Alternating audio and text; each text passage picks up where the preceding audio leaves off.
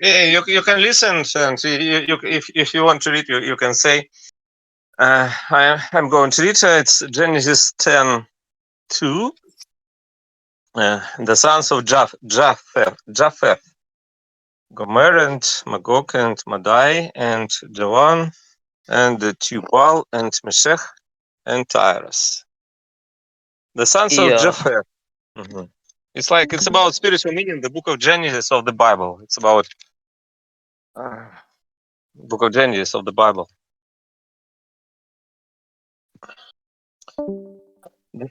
The sons of Japheth symbolize those who engaged in outward worship corresponding to inward. Gomer, Magog, Madai, Javan, Tubal, Meshech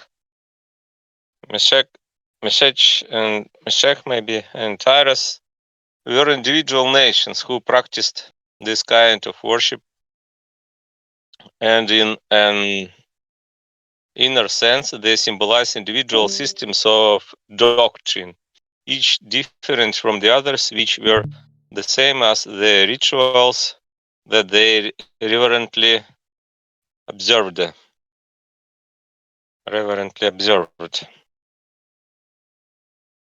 The symbolism of the sons of Japheth as those who engaged in outward worship corresponding to inward has been mentioned already. Outward worship is described as corresponding to inward when it contains the essential ingredient, which is here felt, here heartfelt. Heartfelt. What is this? Heartfelt. Heartfelt. It's like cordial. Heartfelt. Heartfelt, like cordial, sincere, profound, which is heartfelt reverence for the Lord. Such reverence is not possible in the least except where charity or love for one's neighbor exists. Charity or love for our neighbor contains the Lord's presence. With it, we can adore the Lord from the heart. We can adore, I forgot what is adore. Adore. Like revere, worship, admire, adore. Adore. For example, my cat adore fish. Like this. We can adore the Lord from the heart. When we have charity, our reverence comes from the Lord, since the Lord gives us all the ability to revere Him and all the vital essence of our veneration. Vital essence. Veneration. Veneration like reverence. Worship. Veneration. Veneration. I forgot what is vital. It's like life. Alive. Vital. Vital. The vital essence of our veneration. It follows then that the kind of charity we have determines the quality of our adoration, that is, the quality of our worship. All worship is veneration, because it has to have reverence for the Lord within it in order to be worshipful. Worshipful. Japheth sons, or the nations and peoples called Japheth's sons, lived together in mutual kindness, friendship, politeness, like polite, and politeness like Politeness. manners, Courtesy. courtesy, politeness, courtesy. and simple innocence. So the Lord was also present in their worship. When the Lord infuses outward worship, internal worship is present in external. In other words, external worship then answers to internal. Most non-Christian nations were once like this, and even today, there exist some that view worship as a matter of external acts, unaware of any internal facet, or if they are aware without any thought about it. If they acknowledge the Lord and love their fellow humans, the Lord is within their worship and they are Japheth's children. If they deny the Lord, however, and love only themselves, if they do not care about others or worse, hate them, their worship is shallow and detached from inner worship. Then they are Canaan's children or Canaanites. Worship is shallow, like it's about empty, small, shallow. Their worship is shallow and detached from inner worship. Then they are Canaan's children or Canaanites. Gomer, Magog, Madai, Javan, Tubal, Meshech, and Tyrus were individual nations who practiced this kind of worship, and in an inner sense, they symbolize individual systems of doctrine, which were the same as the rituals that they devoutly observed. This is clear from the words where the names of these nations devoutly or devoutly devoutly, yeah, devoutly, like sincerely, deeply, sincerely. They devoutly, sincerely observed. This is clear from the words where the names of these nations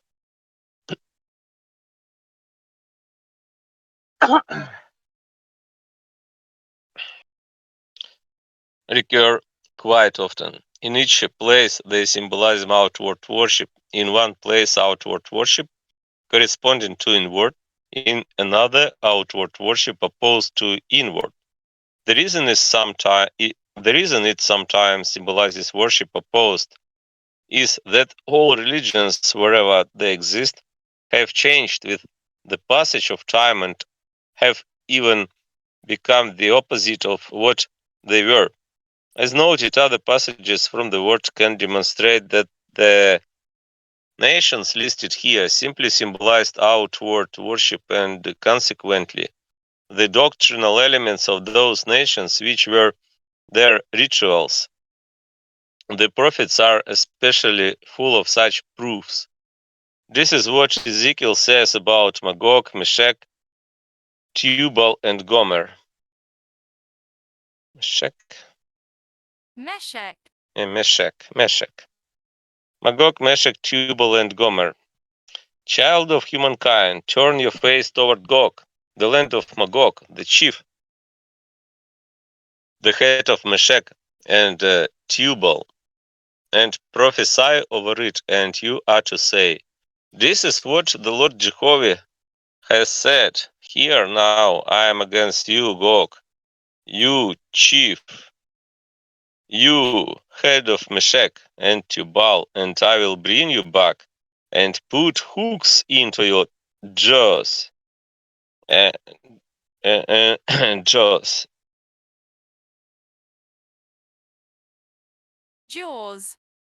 Jaws. Jaws. Maybe picture. Jaws.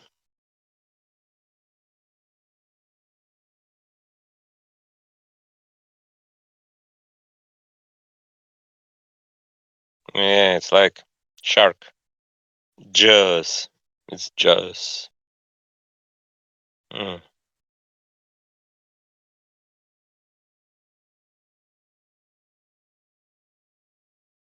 in your jaws and lead you and your whole army out, horses and riders, all dressed perfectly, a large assembly with shield and buckler, all of them grasping swords. And with them will be Persia, Kush, Persia, Persia, Persia. Will be Persia, Kush, and Put. With them will be Gomer and all its wings, Beth Togarmah, the flanks of the north and all its wings. In the in the after time of years, you will come over a land that has returned from the sword, that has been gathered from many peoples on Israel's mountains, which have become a wasteland. After time, like if it's future. after time, After time, it's like future. After time. This whole chapter speaks of the church which has become perverted and in the end has relegated all worship to external. Relegated. relegated, Relegated, like reduce. Relegated. Refer, like move aside. Push aside. Downgrade. Refer, reduce. Relegated all worship to external acts or ritual, blotting our charity, which is symbolized by Israel's mountains. In this passage, Gog and the land of Magog, the chief and the head of Meshech and Tubal, is an outward show of worship. Anyone can see that Gog and Magog are not the focus. The Lord's word deals not with worldly subjects, but with divine matters. In the same author, prophesy over Gog, and you are to say, this is what the Lord Jehovah has said. Hear now, I am against you, Gog, you chief, you head of Meshech and Tubal, and I will bring you back and destroy a sixth of you. I will bring you up from the flanks of the north and lead you onto Israel's mountains. On Israel's mountains you will fall, you and all your wings, and the peoples who are with you.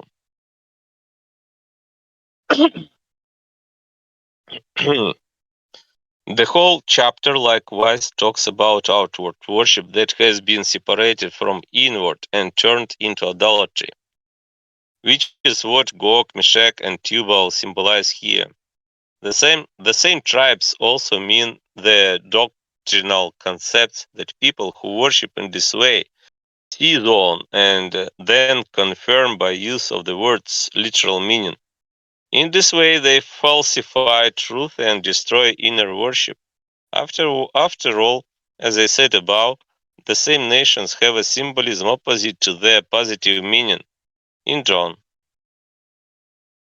when the thousand years have ended, Satan will be released from his prison and go out to mislead the nations that are at the four corners of the earth, Gog and Magog, in order to gather them for battle.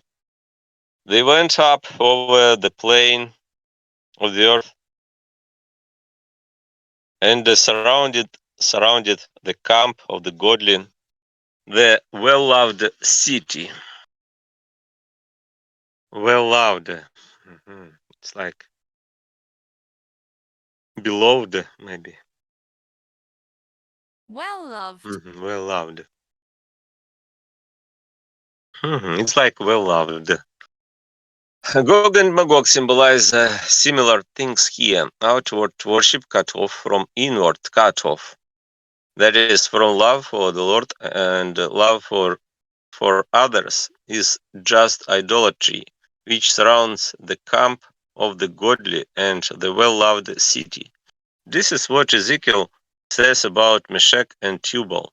There are Meshech and Tubal and its entire horde, its graves all around it, all its people uncircumcised, stabbed by the sword, because they put terror of themselves in the land of the living.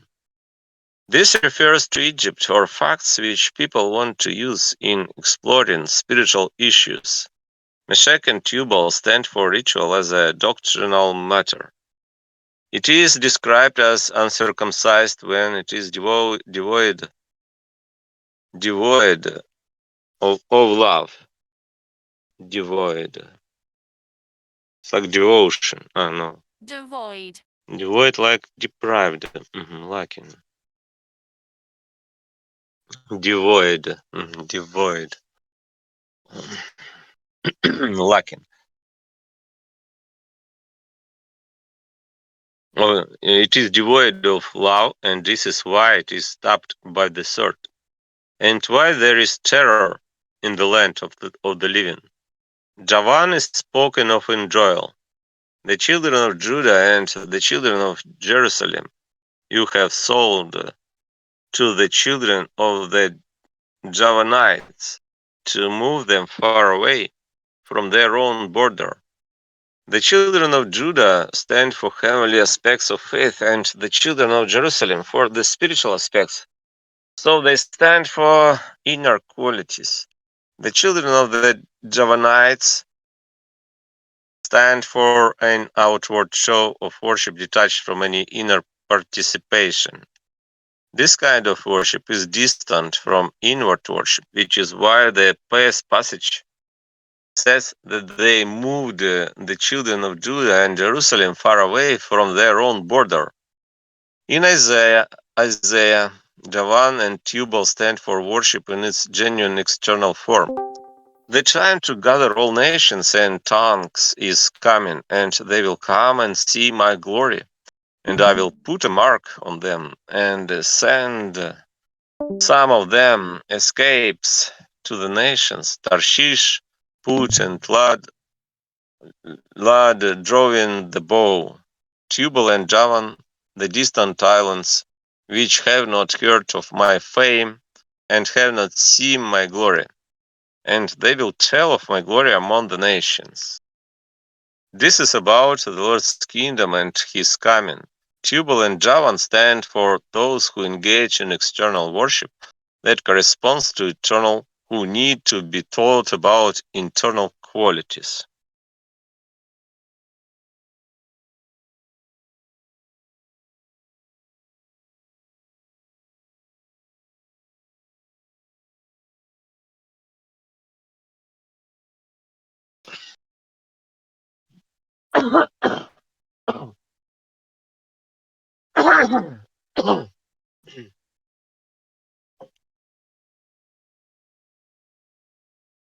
Genesis 10:3.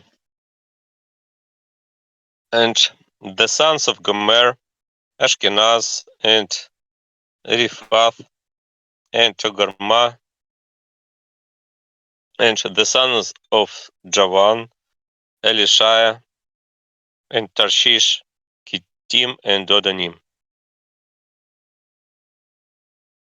The sons of Gomer also symbolize people who engaged in outward worship, but in a form of it that developed out of the kind adopted by the nation of Gomer, Ashkenaz, Riphath, and Togarmah.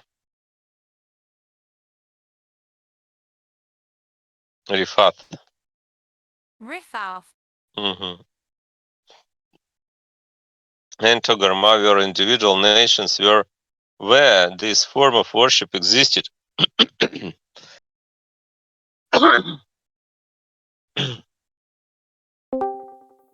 Existed, and they also symbolize individual doctrinal systems that consisted in rituals derived from the outward worship adopted by Gomer. The sons of Javan symbolize yet another group Group. Group. Group. Another group. Yo, Group. Sweden, Yeah. I respect your whole entire reading and every dedication that you put into this. I respect you, bro. Thank you very much. You You have a want to read great day, too? bro. Sure. Yeah, you can read from next section from 1153. I will finish All this right. page. Group, those who had an outward form of worship that developed out of the worship adopted by the nations of Javan. Elisha, Tarshish, Kittim, and Dodanim were individual nations where this form of worship existed, and they are also symbolize individual doctrinal systems that consisted in rituals derived from the outward worship adopted by Javan. Okay, go ahead. From the top. The sons of Gomer also symbolize people who engaged in outward worship, but in a form of it that developed out of the kind adopted by the nation of Gomer. This follows from several previous statements and explanations regarding the symbolism of sons, and from the fact that Gomer is one of the nations that engage in external worship, corresponding to internal. The previous verse names 7 nations that practice this kind.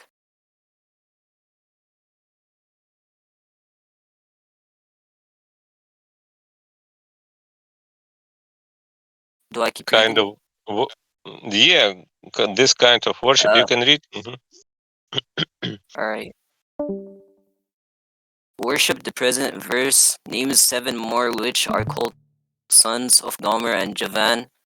The precise difference between one nation and other cannot be described because one of their names appear here, the prophets, though where they deal specifically with this or type of worship in the church can clarify the differences. Speaking generally, all differences in outward worship and in inward worship too mirror the Uh, precise, the precise difference. What is precise? Precise. It's like clear, yeah, clear in this yeah sense. yeah. Clear difference. Mirror the. I'll leave now. You have a great day, bro. Are you finished? I mean, you can. Yeah, I have stuff to do right now. Sorry. Ah, okay. Bye, Thank bro. you. Thank you for reading. Reverence for the Lord offered in worship, and reverence depends on love for Him and love for one's neighbor. The Lord is present in love and so in worship. Accordingly, differences in worship among the nations mentioned reflected the same factors. To make it still clearer how worship differs, Differs.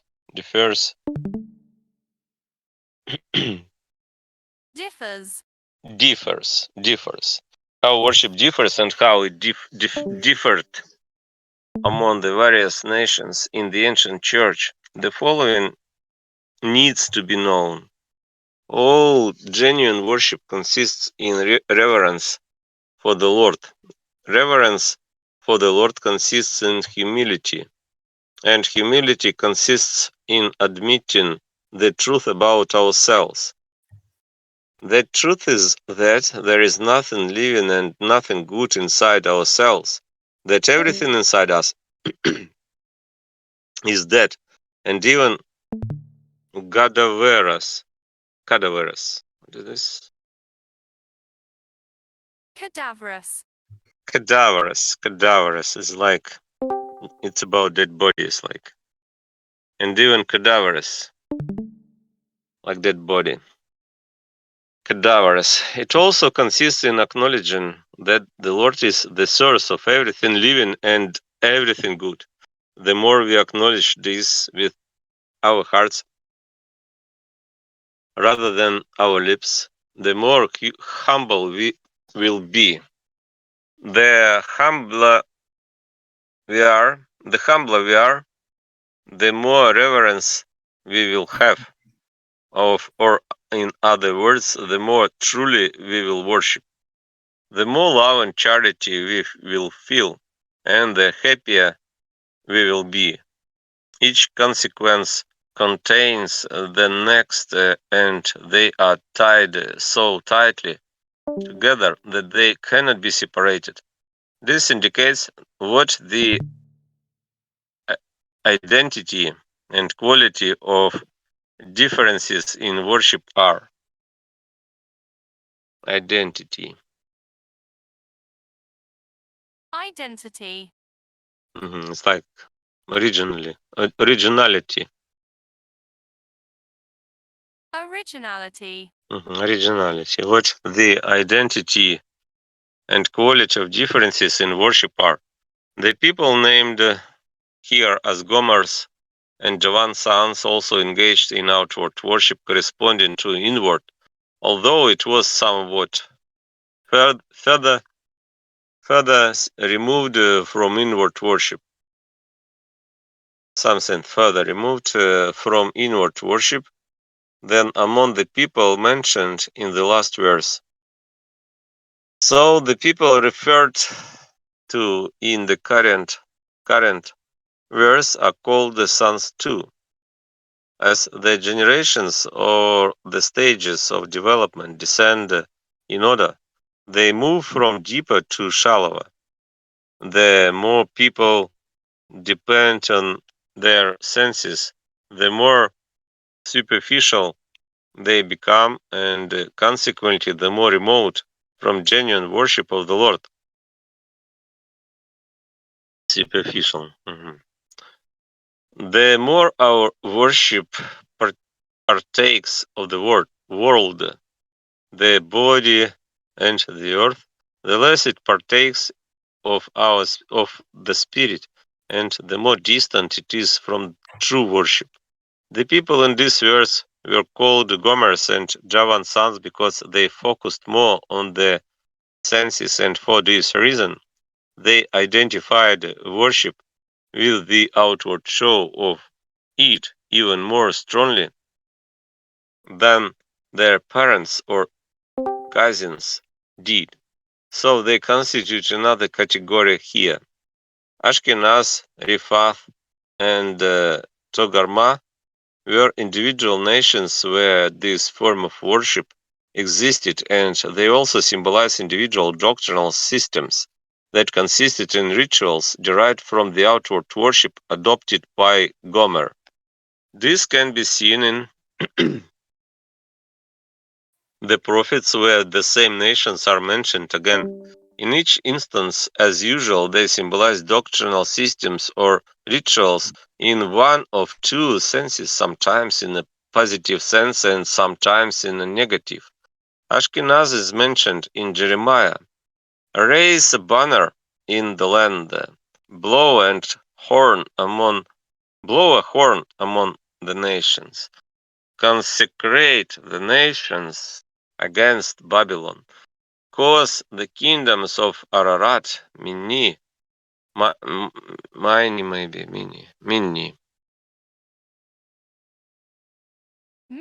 Minni and Ashkenaz to hear the call against it.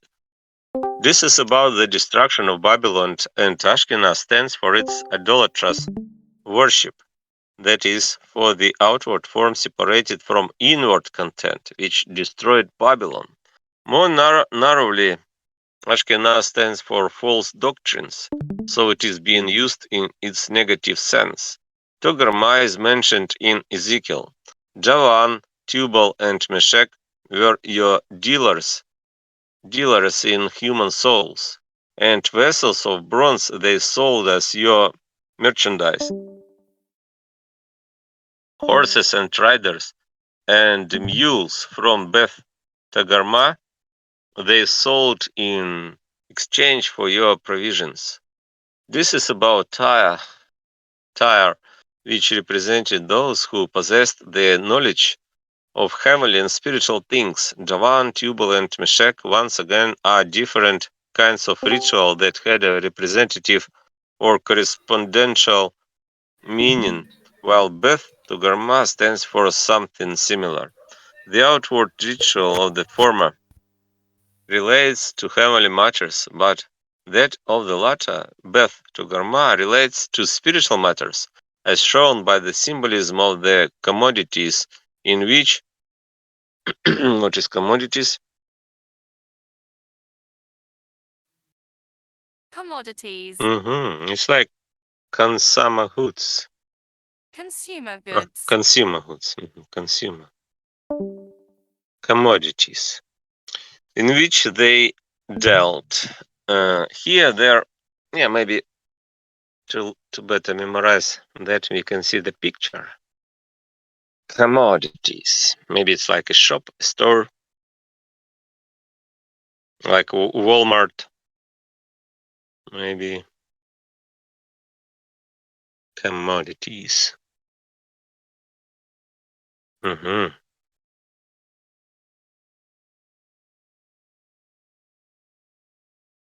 Okay, that's commodities. Commodities.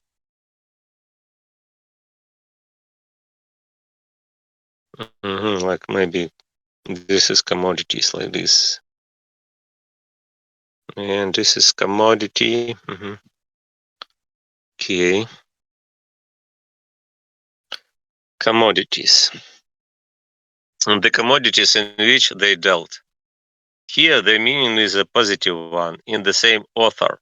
There is a Gomer and all its wings, Beth Togar, Togarma, the flanks of the north, with all its wings too. These stand for doctrines that have been perverted, which is what the flanks of the north are as well. Here the sense is negative. The sons of Javan symbolize yet another group, those who had an outward form of worship that developed out of the worship adopted by the nation of Javan. This too can be seen in the prophets Isaiah, Ezekiel, where the names appear in a certain order, along with the actual inner phenomena, and in each series they mean serious. Series.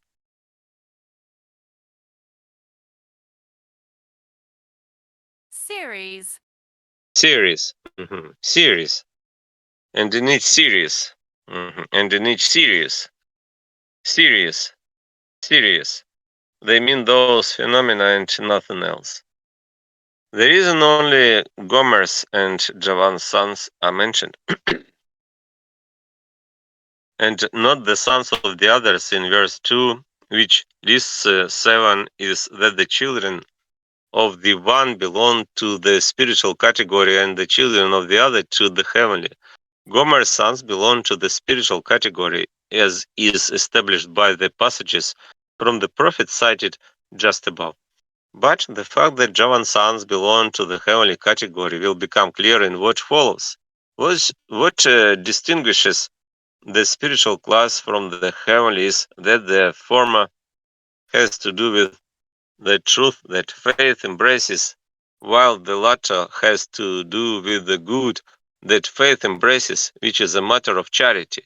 Although these distinctions are completely unknown in the world, they are very well known in heaven, not only the general ones, but the specific ones as well. Not the least difference exists that is not categorized with minute precision, precision, precision, Precision. precision. Hello. Hello. Hello. Do you know what is precision? Precision. Precision. It's like clarity, accuracy, precision. With minute precision and minute, like it's not minute yet. It's like minute Minute. in this sense because minute. Mhm. Mhm. With minute precision. What is minute precision? Minute precision. Maybe minute precision. I don't know. Some Americans told me that it's minute in this sense. Minute precision. The world knows only that various types of worship exist that they differ from each other and merely in superficial ways. At that heaven, on the other hand, sees the real distinctions of which there are too many to count openly and vividly, and it sees them as they are on the deeper plans or plans. Planes. No, planes. Planes. Deeper levels like planes. Elisha, Tarshish, Kittim, and Dodanin were individual nations where this form of worship existed, and they symbolize individual doctrinal systems that consisted in rituals derived from the outward worship adopted by Javan. The following passages from the prophets demonstrate this. Elisha comes up in Ezekiel. Fine linen with embroidery from Egypt was what you spread out to serve you as a banner. Blue, violet, and red violet fabric from the what is blue violet? It's a color, and red violet fabric. Yeah, fabric is like material, Fabric. cloth. Fabric. Red violet fabric from the islands of Elisha was your covering. This describes Tyre, which symbolizes people who own heavenly and spiritual riches or knowledge. Sorry, what? Uh, Embroidery from Egypt stands for facts and so for ritual that represents spiritual traits. Blue violet and red violet fabric from the islands of Elisha stands for ritual that corresponds to inward worship and so for ritual that represents heavenly traits. Elisha appears in its positive meaning here. Of Tarshish, Isaiah says, I will send some of them. Escapes to the nations Tarshish put and Lad drawing the bow. Tubal and Javan the distant islands. In the same author, how you ships of Tarshish. What is this? How? How. It's like scream, cry like wail. How? How. How? How you ships of Tarshish, because Tyre has been wiped out, so that there is not a house to enter. This has been revealed to them from the land of Kittim. There is more on Tarshish in Isaiah, Jeremiah, Ezekiel, in Psalms. And in these places it stands for ritual, or in other words, doctrinal affairs. Kittim is mentioned in Jeremiah. Go over into the islands of Kittim and see, and into Arabia, and pay close attention. Has anything like this ever happened? And in Isaiah, he said, You will no longer continue to gloat, oppressed virgin, daughter of Sidon. Get up, go over to Kittim, even there you will have no rest. Kittim stands for ritual in Ezekiel. Of oaks from Bashan they made your oars. What is oars?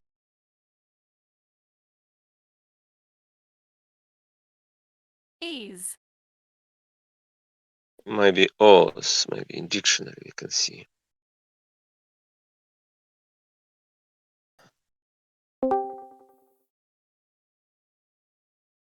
Or, Or. oars, like this. Oars. And the picture, oars.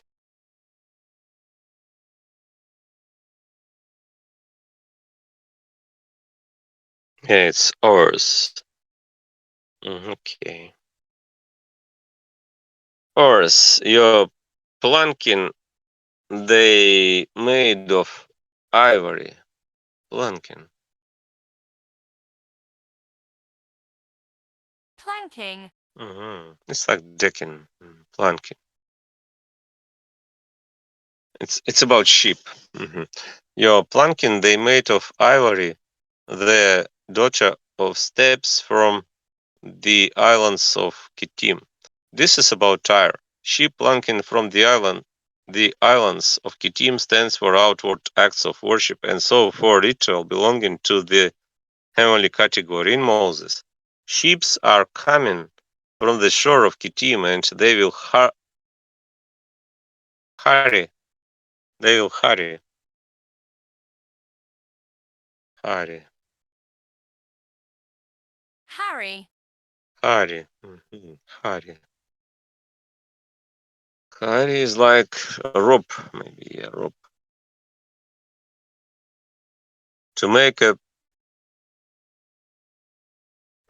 pillaging or destructive raid, like to make a destructive raid.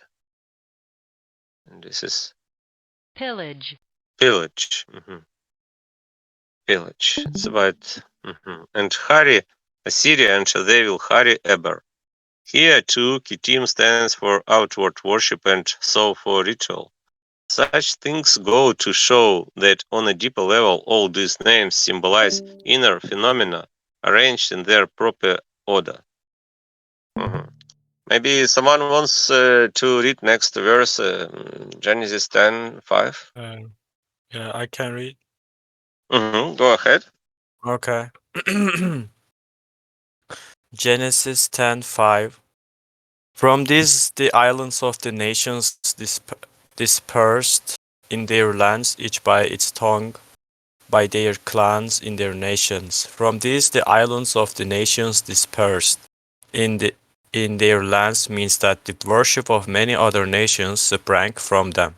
The islands are particular regions, and so particular types of worship that were even further removed. The lands are general ones, each by its tongue, by their clans in their nations, means each according to its mentality, by its tongue, is each according to its way of thinking, by their clans is according to its sense of ethics, and in their nations is in respect to both traits more broadly. From this, the islands of the nations dispersed in their lands means that the worship of many other nations sprang from them. The islands are particular regions, and so particular types of worship that were even further removed. The lands are general ones. This can be seen from the symbolism of islands in the word. Up to this point, the discussion has centered on people who engage in outer worship that corresponded to inner. Japheth's 7 sons symbolize those who came closer to the true inner worship. The 7 sons that Gomer and Javan had between them symbolized those who stood further from the inner worship. The islands of the nations symbolize those still further off. Strictly speaking, they symbolize people who live together in mutual kindness, yet in ignorance, not knowing anything about the Lord. The church's religious precepts or inner worship, although they did have a kind of outward worship that they performed with devotion. The word calls people like these islands, so at a deeper level, islands symbolize worship that is more distant from inner worship. People alive to the word in its inner sense, angels, for instance, do not know what islands are because they no longer have a mental image of them. In place of islands, they perceive worship that is further removed, like the worship that nations outside the church practice. In a similar way, they also take islands to mean qualities in the genuine church that are somewhat more remote from charity, qualities like loyalty and politeness. Loyalty is not charity, politeness still less so. Both are several steps below charity.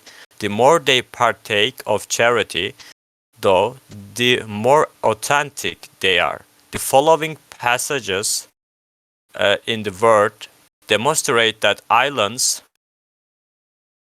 symbolize these things in Isaiah. Be silent for me, you islands, and let the people renew their strength. Let them come near. The islands saw and were afraid. The ends of the earth shuddered. They approached and came.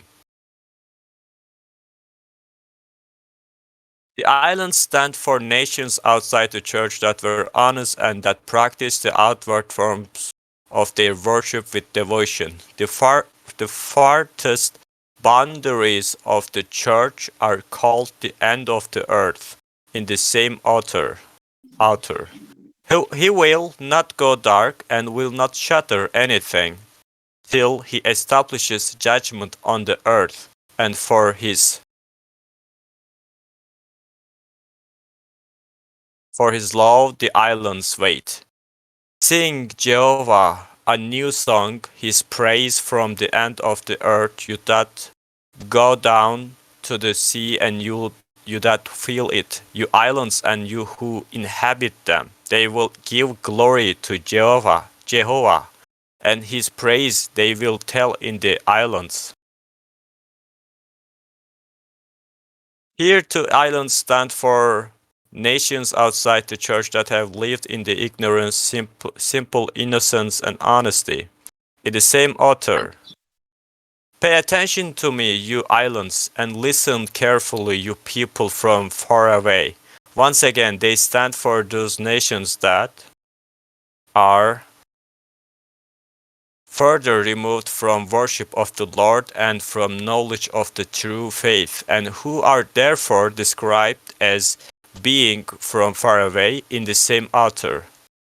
In me the islands will put their hope, and for my arm they will wait. The islands here stand for the same people. Because these are people who lived uprightly, it says, in me they will put their hope, and for my arm they will wait, in Jeremiah. Listen to the word of Jehovah, you nations, and tell it in the islands far away. They stand for the same people in Zephaniah. Jehovah is fearsome over them, since he will starve all the gods of the earth to death, and all the islands of the nations will bow down to him. each individual from her or his own place. The islands of the nation stand for nations somewhat cut off from any what it means? He starve all the gods of the earth to death. star. Like starving is like hungry, yeah. Starve. Yeah, sure, starving. Yes. But and to how can you understand it? It's like he is going to kill them by starving, yeah, like through starve, Wow. yeah. Mm-hmm. All the gods of the earth. Okay. Interesting. hmm Knowledge of the true faith in David. Jehovah is re reigning. Raining. What is that? Reigning. Raining is ruling. Ruling, reigning are the same thing. Like king. King is ruling. Raining. Ah, Do you interesting. see ruling? It's about governing.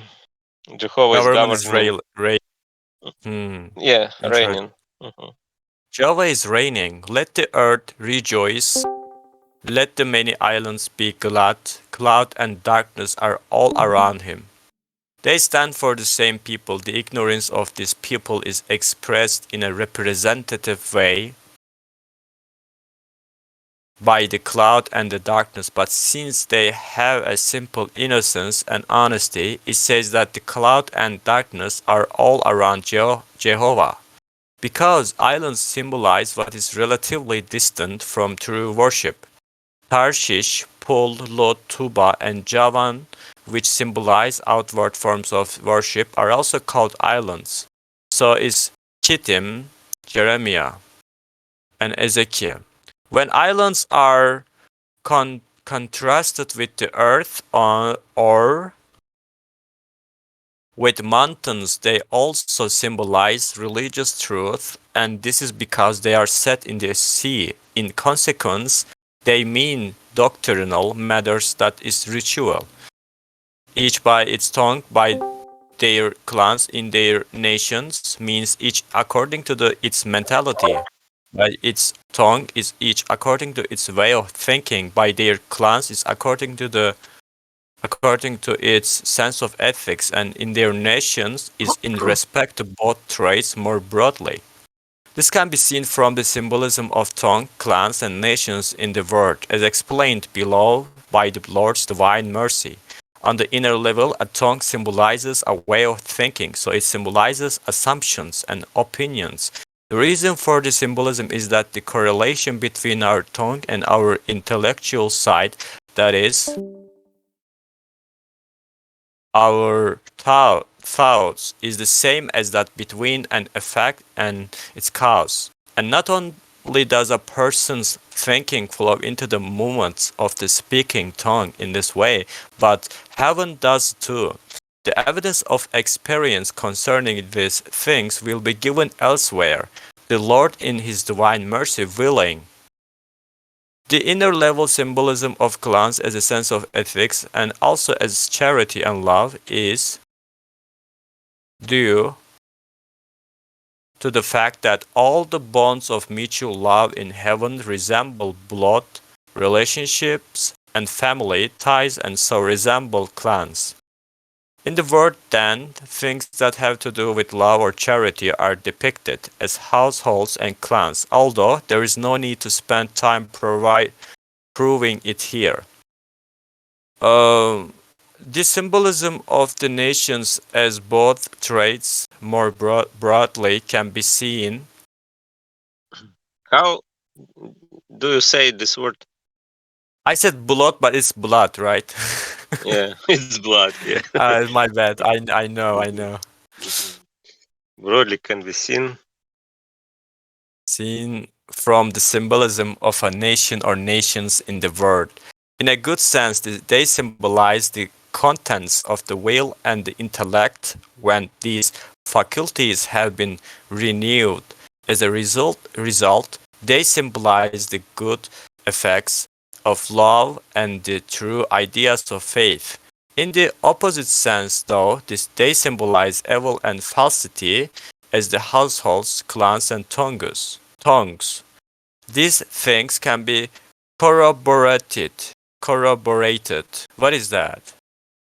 Corroborated. Corroborated. I forgot. I knew it. Corroborated. Corroborated, like confirm.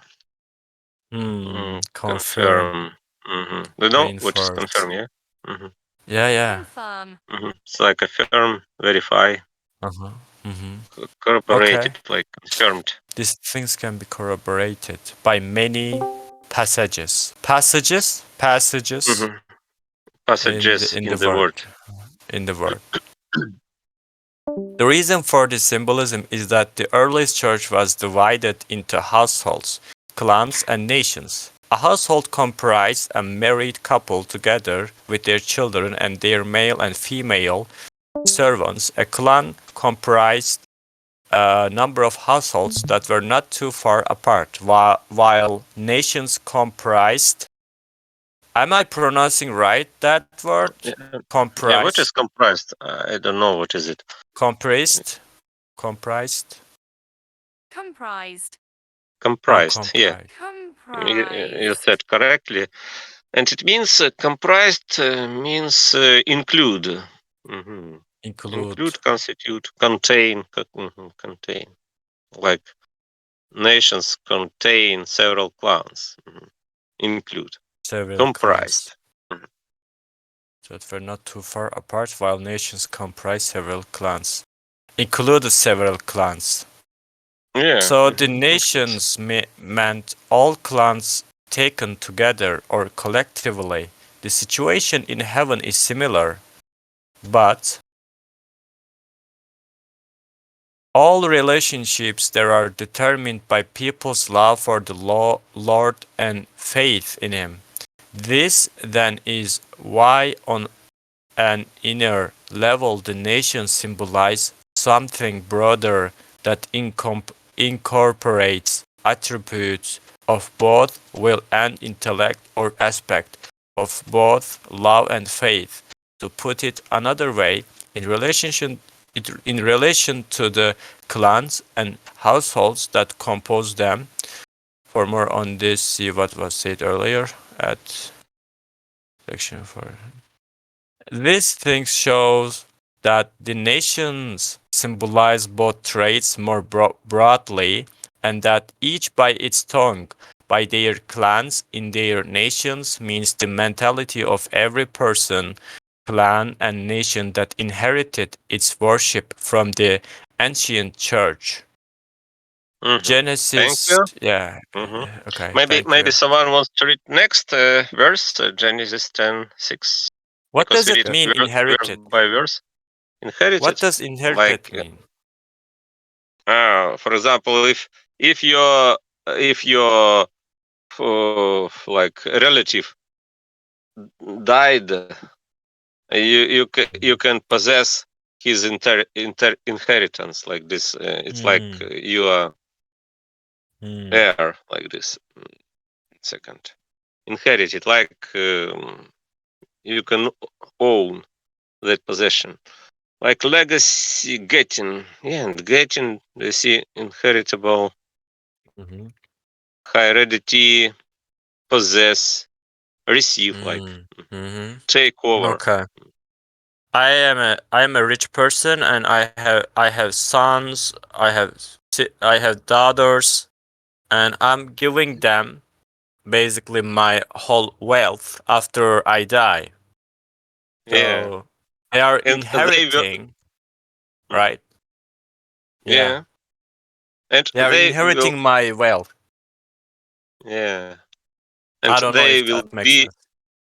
your heirs like this. If people Mm, got that, I mean, your children will be heirs like this. I think mm. inherit. Okay. Maybe we can see pictures like maybe any legal thing inherited. Uh, Mm. Yeah, but I want to understand how can I use that word in a sentence? yeah, yeah, but maybe, yeah, it's like, yeah, Do you see? Maybe this picture is better Yeah, to yeah, I know understand. what Like it your means. house. Your house Yeah. I don't is have to work inherited. anymore because my parents did it for me and they died. So I'm like I can spend all the money, all the wealth. You know, Yeah. Mm-hmm. they inherited me, inherited upon me. I don't know. Mm. Inherited its worship, and in this sense, it's about inherited its worship because if you have any doctrine teaching, like clan, and you have your clan, Okay. it means Yeah, it's actually makes sense because it says clans and what does it say? Yeah, ancient church, basically clans and nation, they are inherited the worship from the ancient church. That actually makes sense. mm, Okay, I'm gonna be yeah. AFK for 5 minutes. Hmm. Okay, who wants to read next? Maybe Genesis 10:6. Can I read? Go ahead. Hmm. Yeah. Genesis 10 and 6 have, and the sons of Ham, Cush and Mizraim, and Put and Canaan. Ham here, as earlier, symbolizes faith detached from charity. The sons of Ham symbolize characteristic of detached Characteristics. characteristics of detached Characteristic. Not. characteristics It's ca- Characteristics. characteristics. characteristics characteristics.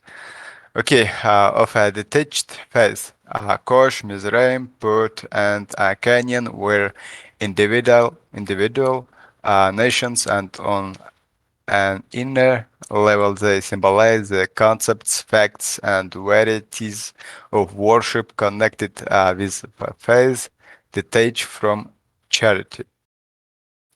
Says the symbolism of Ham as faith detached from This word is symbolism. You said symbolism. symbolism. Mhm. Symbolism. Symbolism. Symbolism. And Okay, this word you said it's varieties. Varieties. It's not varieties. Varieties. varieties. Varieties. Varieties. Okay, detached from char- charity. Charity. Charity can be seen from statements and evidence presented in the last chapter. The symbolism of the sons of Ham as characteristics of a detached Characteristic. faith characteristics Characteristic. of a detached faith follows logi- logically Logically. logically Logic. logically Logically. in order to see what Ham is and therefore what Ham's sons are. It is necessary to know what faith is isolated Isolated. isolated Isolated. isolated from charity is faith. Faith isolated from charity is no faith at all, and where there is no faith, there is no worship, in word or outward, if any kind of worship does exist. It is corrupt worship, so Ham also symbolizes in a worship that has been corrupted. People who use the term faith for a bare knowledge of heavenly and spiritual facts and connected with neighborly love have the wrong idea. Sometimes the most knowledgeable people are the worst ones after all. For example, they might be people who lives all unremitting Lives. lives, It's, who live mhm. lives. Yeah. Okay, yeah, Lives is noun here, but live is a verb. who Love live. who live lives like you uh, you live your life. You okay, live your life, and but who live lives. who live lives of unremitting hatred. and revenge, or F. Adultery hellish individuals who turn into devils when bodily life ends. Devils. These devils into devils when bodily life ends. This proves that knowledge is not faith. On the contrary, faith is an acknowledgement of the tenets of faith, and acknowledgement is never external but internal. It is a work the Lord alone accomplishes in us through charity. And acknowledge, oh, what Mhm. is it? What is unremitting? Unremitting. Unremitting. And Unremitting. Unremitting. Unremitting. Unremitting, like persistent. Continual. Relentless. Okay. Unremitting. unremitting. And What does it mean? acknowledgement. Acknowledgement. Acknowledgement. It's like it's about knowledge. For example, if you have knowledge that that person is your boss, like this. Oh, If you okay. know that that man is your boss, it means you have acknowledgement of his power, like this, of his authority for your work and job. Maybe acknowledgement, we can see the explanation. It's like confirmation, recognition, acknowledgement.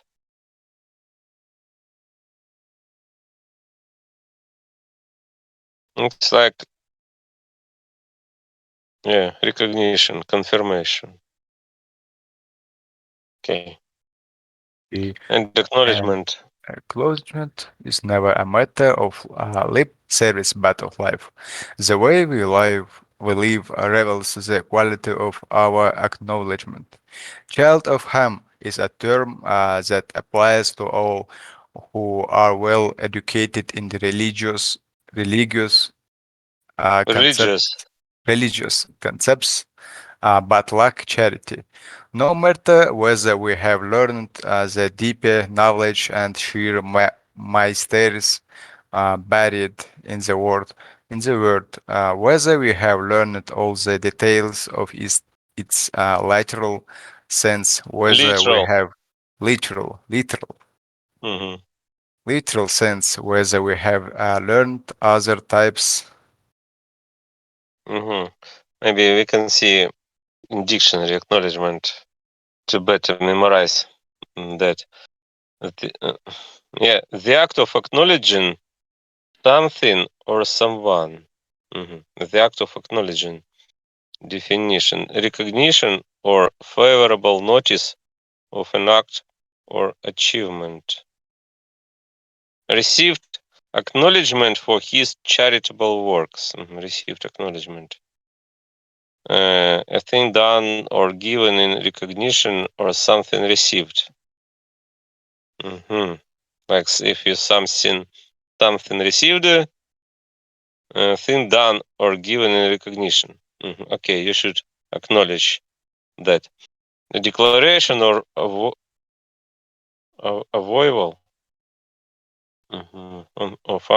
of one's act or of a fact to give it legal validity. Maybe validity. Okay. Uh, Next slide. Throws whatever names they go under that give us a new perspective on our knowledge of the world, or whether we are familiar with our points of ritual belonging to external forms of worship. If we do not have charity, we are children of Ham. The fact that those called the children of Ham are like this can be seen from the nations discussed next. Discussed. It's Discussed. about discussion. Okay, I finished. Thank you. Thank you. Who is next?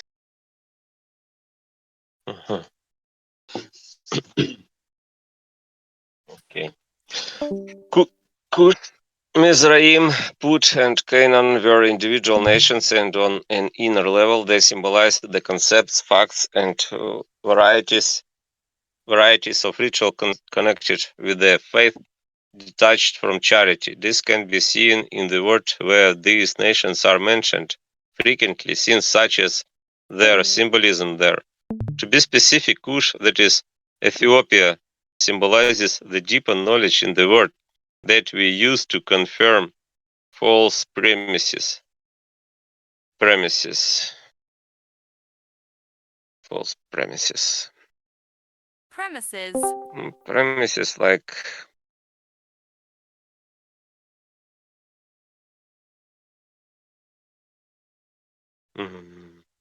precondition like this. Premises. Mizraim, that is Egypt, symbolizes the various kinds of secular knowledge or facts we attempt to use in examining the secrets of faith and justifying the false principles that result. Put, that is Libya, symbolizes knowledge gleaned from the word's literal meaning that, yet again, we use for confirming false premises. Canaan or Canaanites,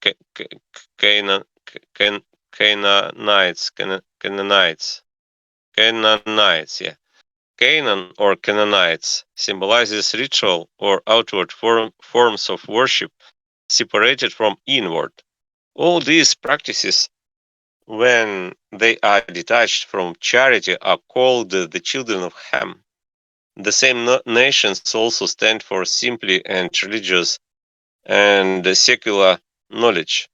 Kush symbolizes the deeper knowledge in the word. Egypt symbolizes secular knowledge, and Put symbolizes knowledge gleaned from the word's literal meaning.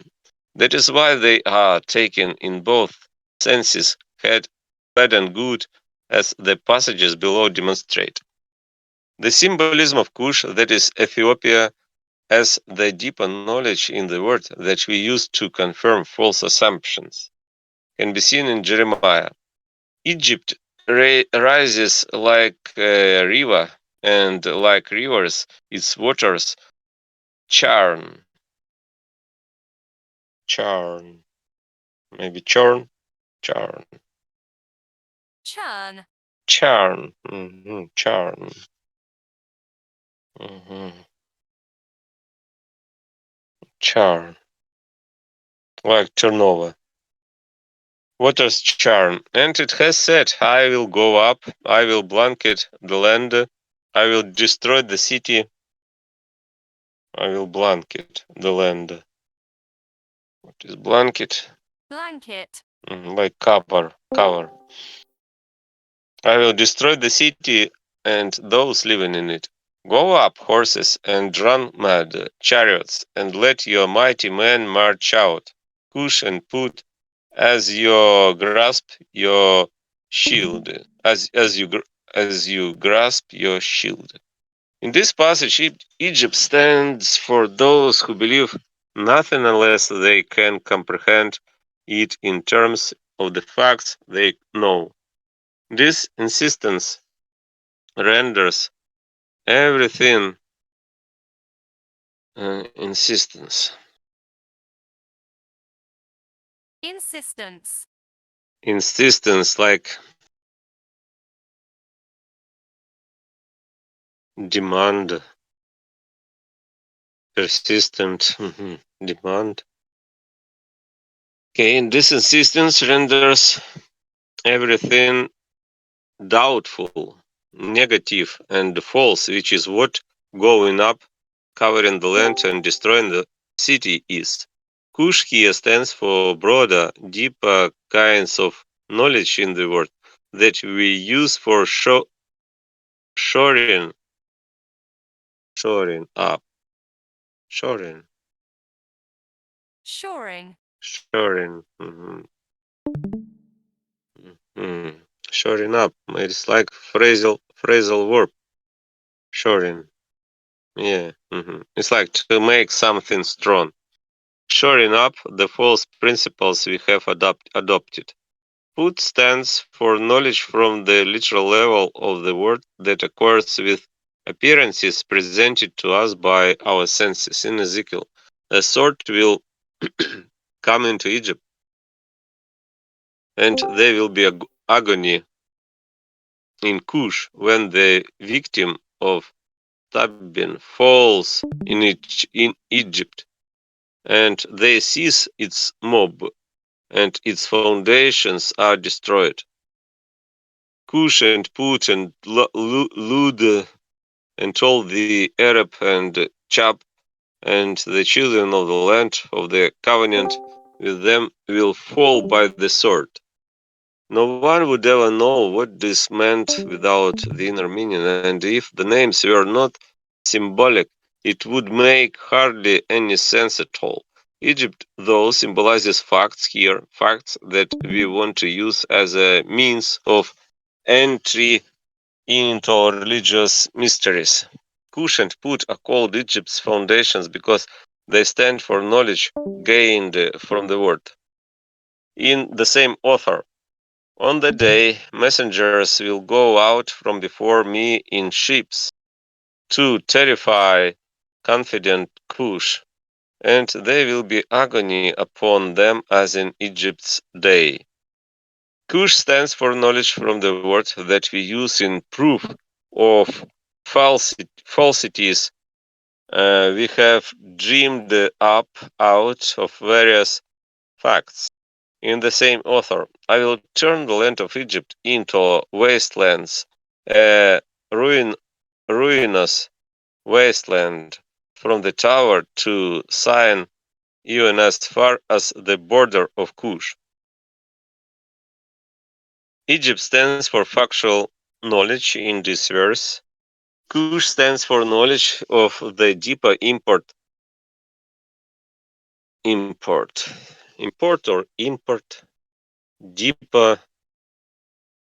Import. the deeper import.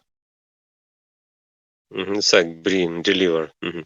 In the deeper import of the word, which is the border to which factual knowledge extends.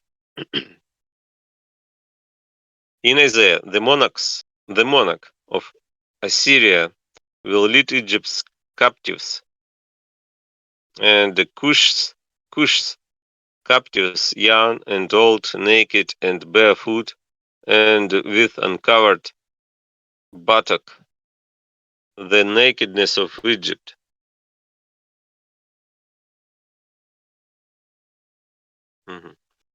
And they will panic and be embraced on account of Cush, their hope, and of Egypt, their glory. In this passage, Cush stands for knowledge from the word used to support the falsities that factual knowledge has prompted us to adopt. Assyria is shallow reasoning, which leads us captive in Nahum. Cush was its strength, as was Egypt, and there was no end to them. Put and Libyans were of help to you. The subject here is the church when it has been devastated, and once again, Egypt stands for secular knowledge, while Cush stands for religious knowledge. Cush and Egypt can stand simply for religious and secular knowledge, truth that is which is useful to people whose faith comes from charity. In other words, Cush and Egypt sometimes have a good meaning. In Isaiah, Jehovah has said, "The labor of Egypt and the wares of Cush and of Seba's inhabitants sizable." Yeah, sizable. It's about size, yeah, I think. Sizable man. It's like big, large. Sizable. Big size, yeah. Sizable man will pass away to you and wares of Cush. Wear like goods, maybe. Yeah, it's goods. Where's. Wares and goods. Wares.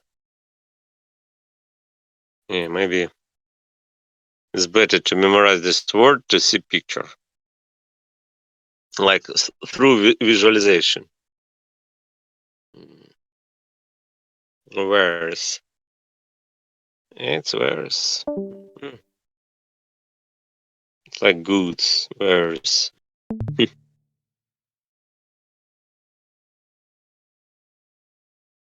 It's wares. Colorful wares. Okay.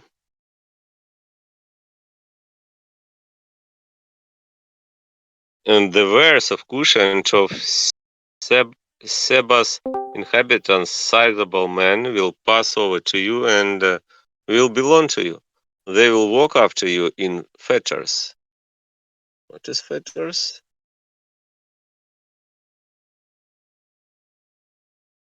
Fetters. It's like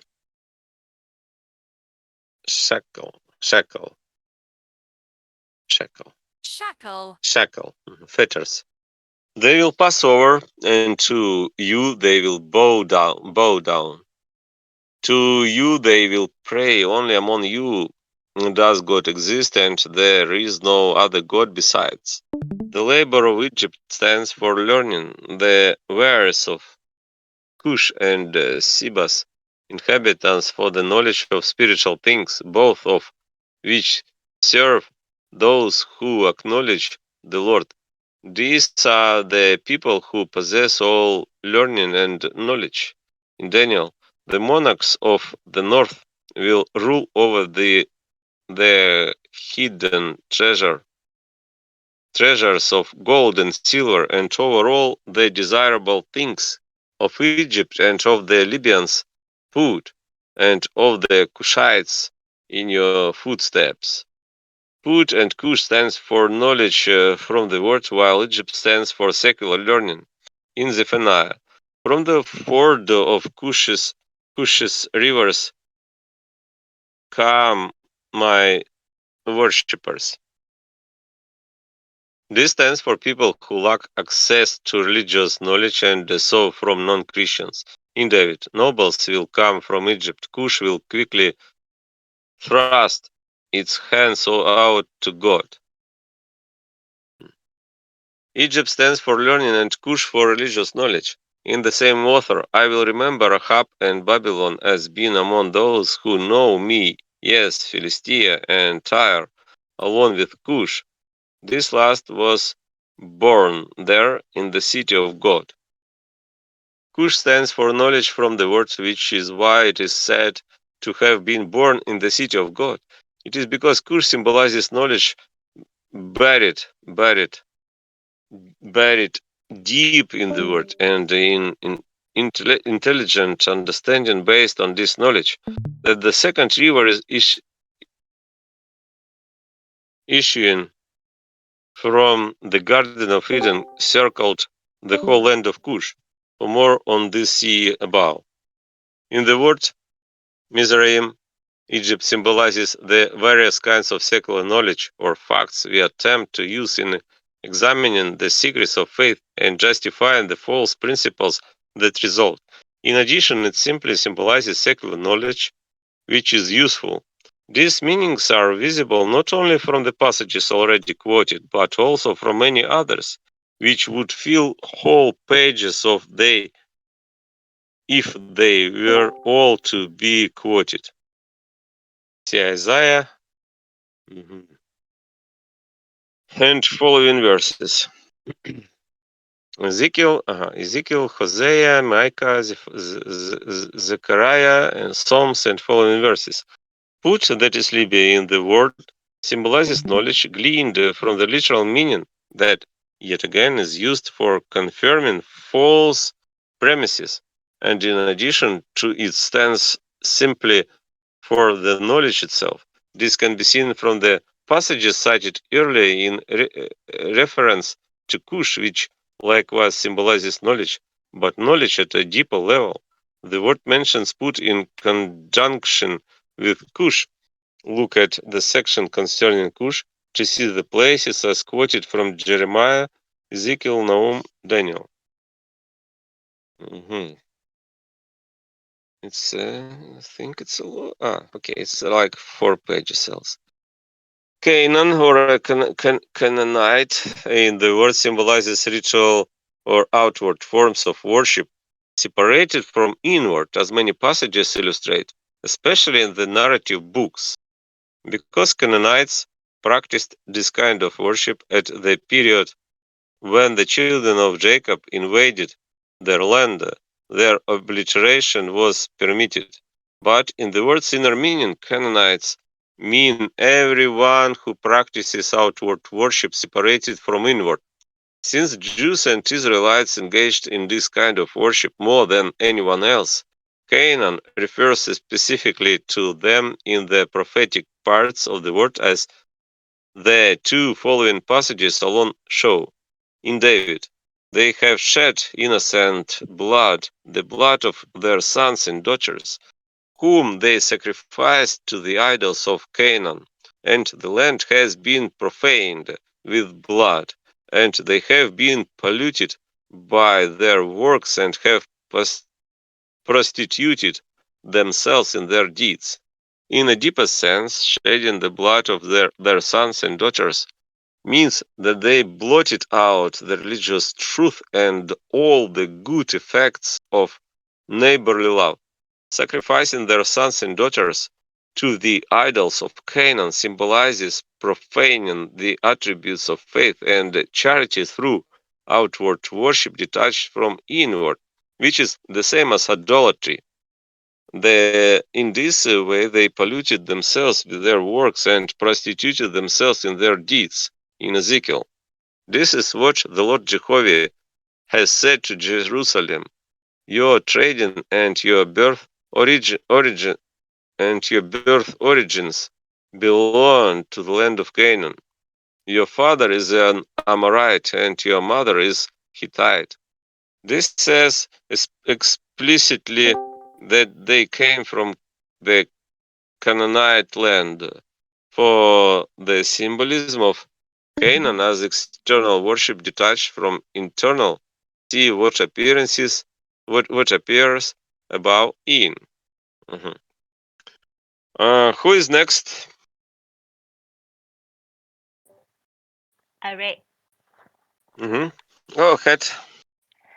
Genesis and the son of Cush, Seba and Havilah and Saptar and Ramah and Sabteka, and the sons of Ramah, Sheba and Dedan. The sons of Cush symbolize people who did not have inward worship but did not have religious know knowledge, the possession of which they consider to be a religion.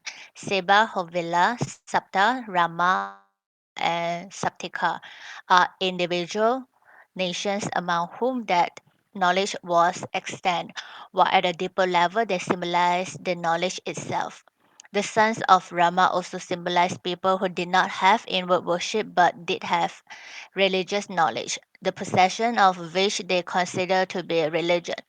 Seba and Deban are individual What is extant?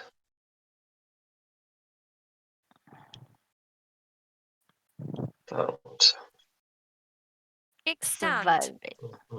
It's like existing, surviving.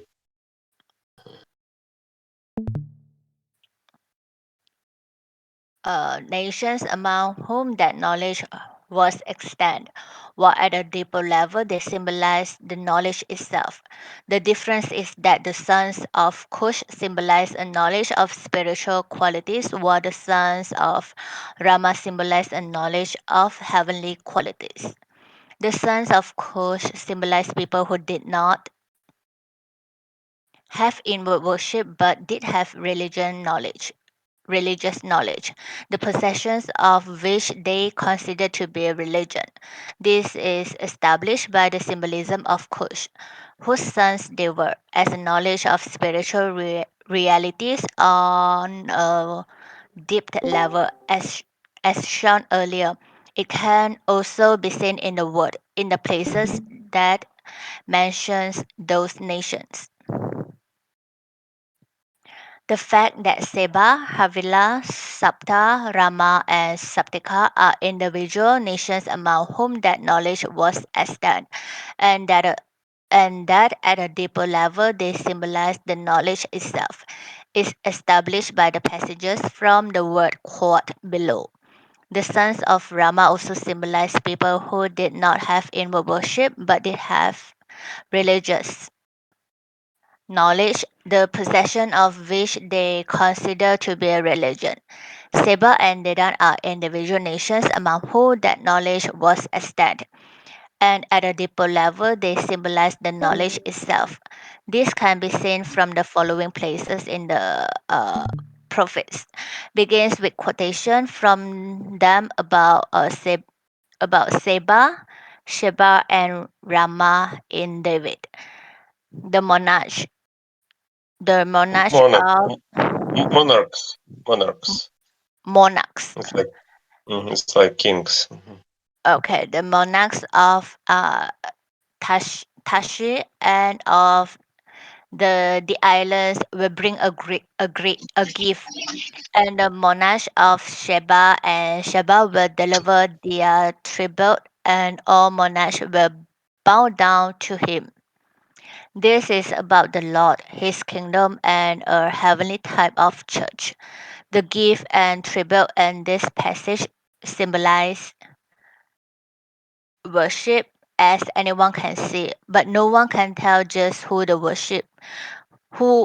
who the worshippers are and what their worship is like without knowing what Tarshish and the islands mean, and what Sheba and Seba means. Tashi and the islands mean outward form of worship but correspond to inner worship as already demonstrated. As a result, Sheba and Seba means inward forms of worship. Sheba in particular means heavenly aspect of worship, while Seba means spiritual aspect of it. Uh, First, no, I have given Egypt in atonement for you, Cush and Seba in place of you. Cush and Seba stand for spiritual aspect of faith in the same order. Atonement. I forgot. I knew this word. Atonement. Atonement. Atonement. It's like reckoning, redemption. Reckon, Ton. Reckoning. Reckoning. Reckoning. Reckoning. Reckoning. Like bill, retribution. Okay.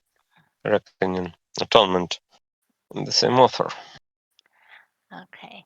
The labor of Egypt and the rest of Cush and of Seba's inhabitants, sizable men, will pass over to you. The labor of Egypt stands for secular knowledge. The rest of Cush and of Seba's inhabitants for knowledge of spiritual entities. These serve are used to people who believe in the Lord in the same order. A troop of a troop of camels will blanket you the dromedaries of Midian and what is that? Ibhar. Ifa. Maybe Ifa. Ibhar. Yeah. They will all come from Sheba. Gold and frankincense they will carry. And Jehovah's praises they will what is that? Proclaim. Proclaim. Proclaim, Proclaim. like claim. Proclaim. Yeah. Proclaiming. Mhm. Every flock of Arabelle will be gathered to you. In this passage, Sebar means heavenly qualities and spiritual qualities that grow out of them. They are gold and frankincense and are explained as being Jehovah's praises, or in other words, internal worship in Ezekiel, Ezekiel. The dealers of Sheba and Ramah were your dealers in the finest of every perfume, in every precious stone and gold. They trap they Trade. traded, Traded. yeah, they traded for your provisions. This is about Tyre. What Sheba and Ramah symbolize can be seen from the merchandise, which is listed. Merchandise. Yeah, merchandise. Merchandise. Merchandise. It's Yeah, like merchandising. Mhm. yeah, merchandise. Trading. Yeah, which is listed as perfume, precious stones, and gold. On an inner level, perfume is charity. Precious stones are the faith that charity yields. And gold is love for the Lord. All of which are the heavenly qualities that Sheba symbolizes. Straightly speaking, the knowledge of this quality is Sheba, and that is why the passage describes them as different kinds of trees which people are trained in when they are coming into the church. With that knowledge, no one can become part of the church. Something is similar was represented by the Queen of Sheba, who came to Solomon bringing perfumes, gold and precious stone. The same is true for the sage from the east who came to Jesus at his birth, who fell down and worshipped him, and who opened their treasure chests and offered him gifts gold, frankincense, and myrrh. This gift symbolized heavenly, spiritual, and earthly types of goodness in Jeremiah. Why should frankincense frankincense come to me from Sheba, or the best calamus from a far off lamb? Your burnt offering gave no satisfaction. Here too, Sheba obviously symbolized knowledge and acts of reverence, reverence, which are the frankincense and calamus. But in this case, it is knowledge and reverence devoid Mhm. of. Calamus like frankincense. Yeah, it's like maybe it's like any perfume, kind of perfume. Calamus. Calamus. Calamus. I don't know. It's like maybe tree, any tree. Maybe we can see this picture of Yeah, this look at the picture. Yes, calamus. calamus. Mm. Maybe it's like any from tree, anything from tree, maybe. Oh yeah, Oh it is no, it's kind like of leaf, grass. flower. Yeah, grass. Yeah, you can buy calamus oil on Mm. Amazon. You see, it's Oh, like calamus oil. hmm Oh, this is kind of essential oil. yeah, it's like natural oil, like for for Mm-mm. for body. I think like this. Yeah. Oh, hmm calamus. Okay. It's maybe expensive Yeah, I in think so. calamus. hmm But in this case, it is knowledge and reverence devoid of. Of charity that Shiva symbolized, and these are not pleasing. Didn't symbolize knowledge of the lower level heavenly attributes that are present that are present present That in ritual. I think it's present that are present, maybe Present. present Oh yeah. that are Oh yeah. present. Present in ritual, as the following passages from the word show in Ezekiel. The children of Dedan were your dealers. Many islands were your traders at hand. Horns of ivory and items of ebony they have bought as your tribute.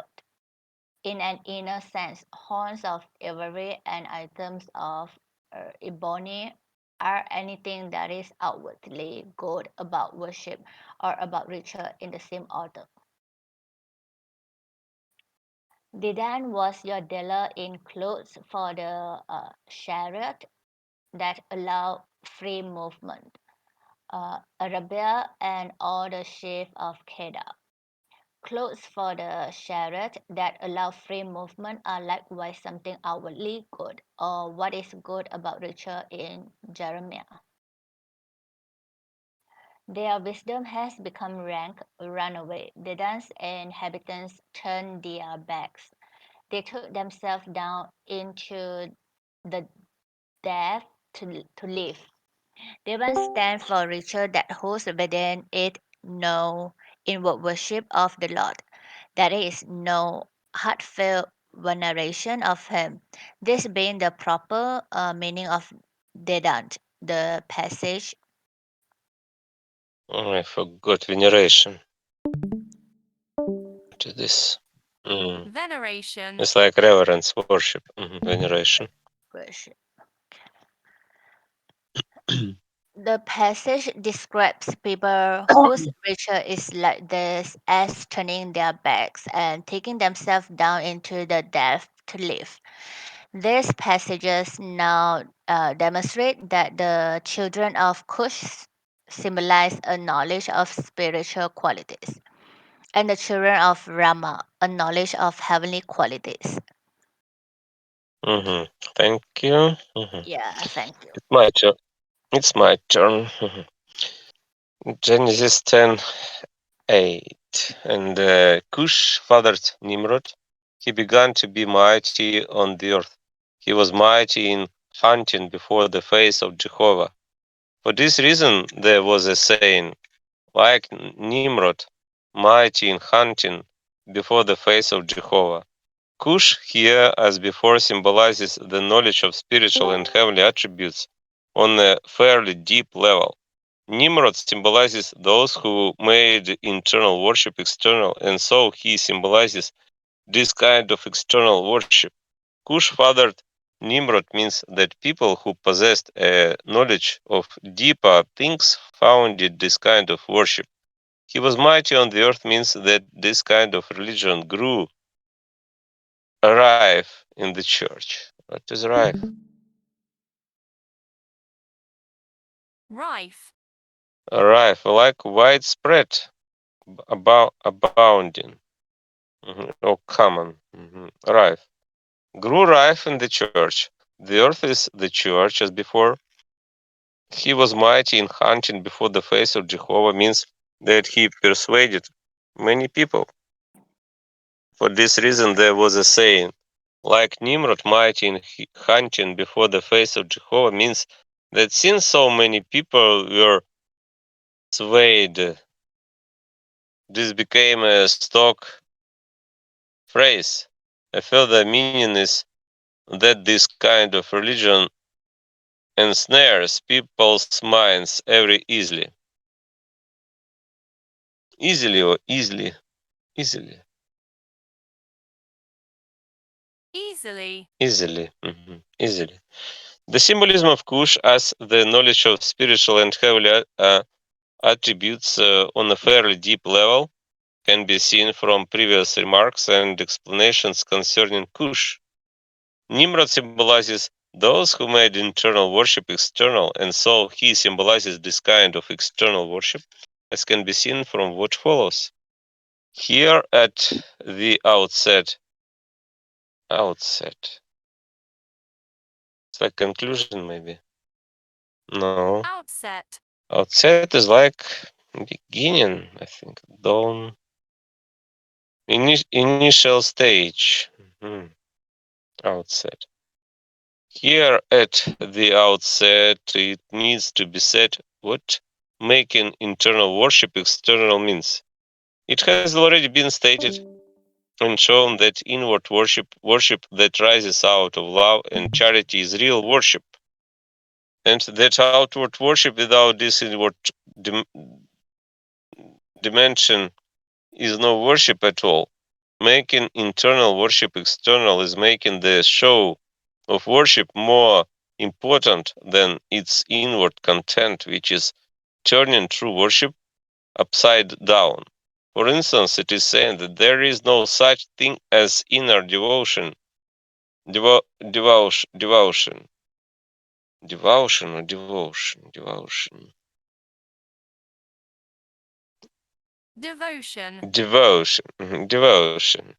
as inner devotion without outer devotion.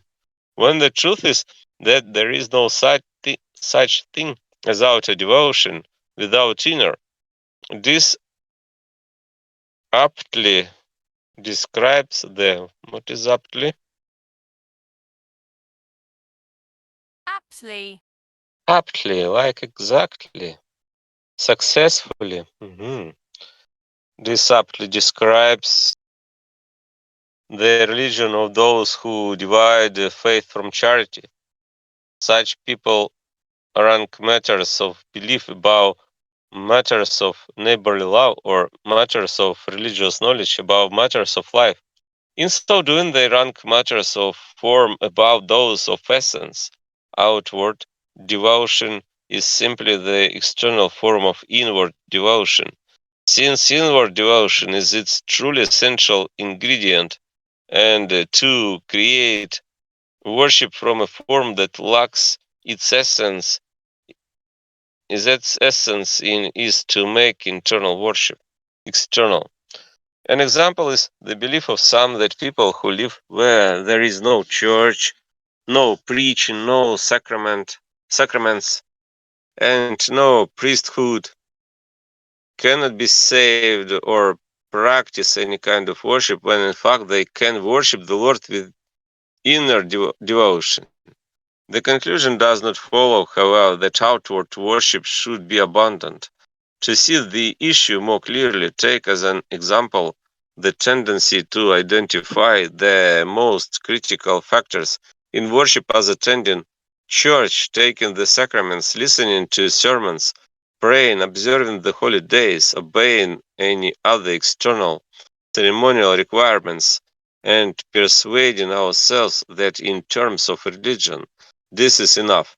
And such activities are merely the outward forms of worship. Yet those who consider love and charity the most essential ingredients in worship do the same things.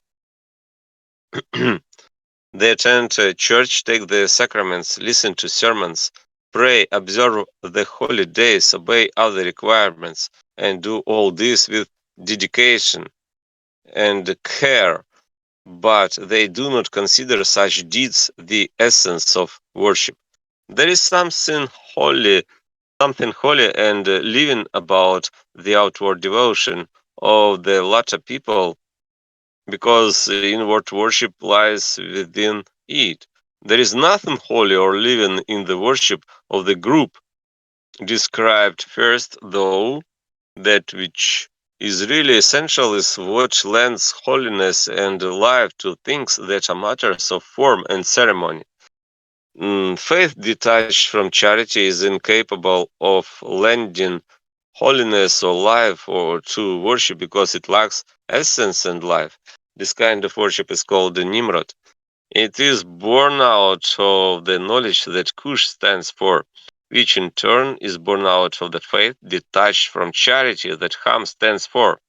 From Ham, that is, from a detached faith, through the knowledge that belongs to such a faith, no other kind of worship can ever be born. These are the things that Nimrod symbolizes.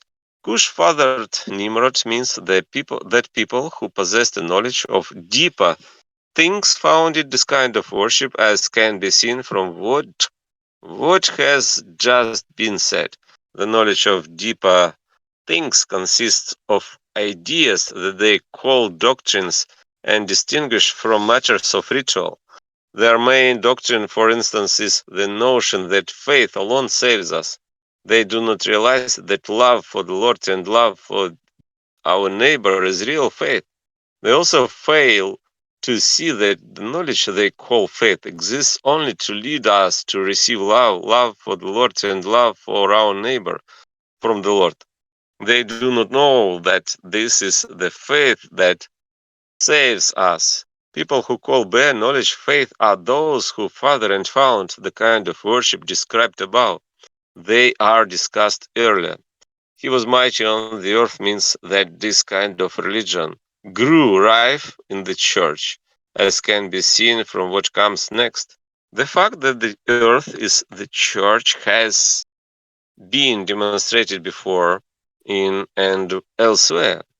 The meaning of he was mighty in hunting before the face of Jehovah, as the fact that he persuaded many people can be seen from the fact that faith divided from charity has this ability, and from the symbolism of hunting in the word.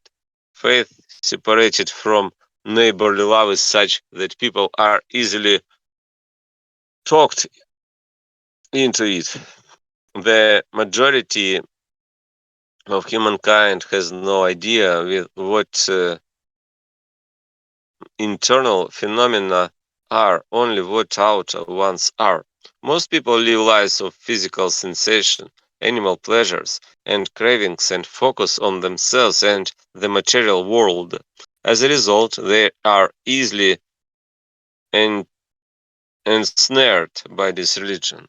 As for the symbolism of hunting, its general meaning in the word is persuading people. It's persuading. Persuading like persecuting, yeah? Persuading.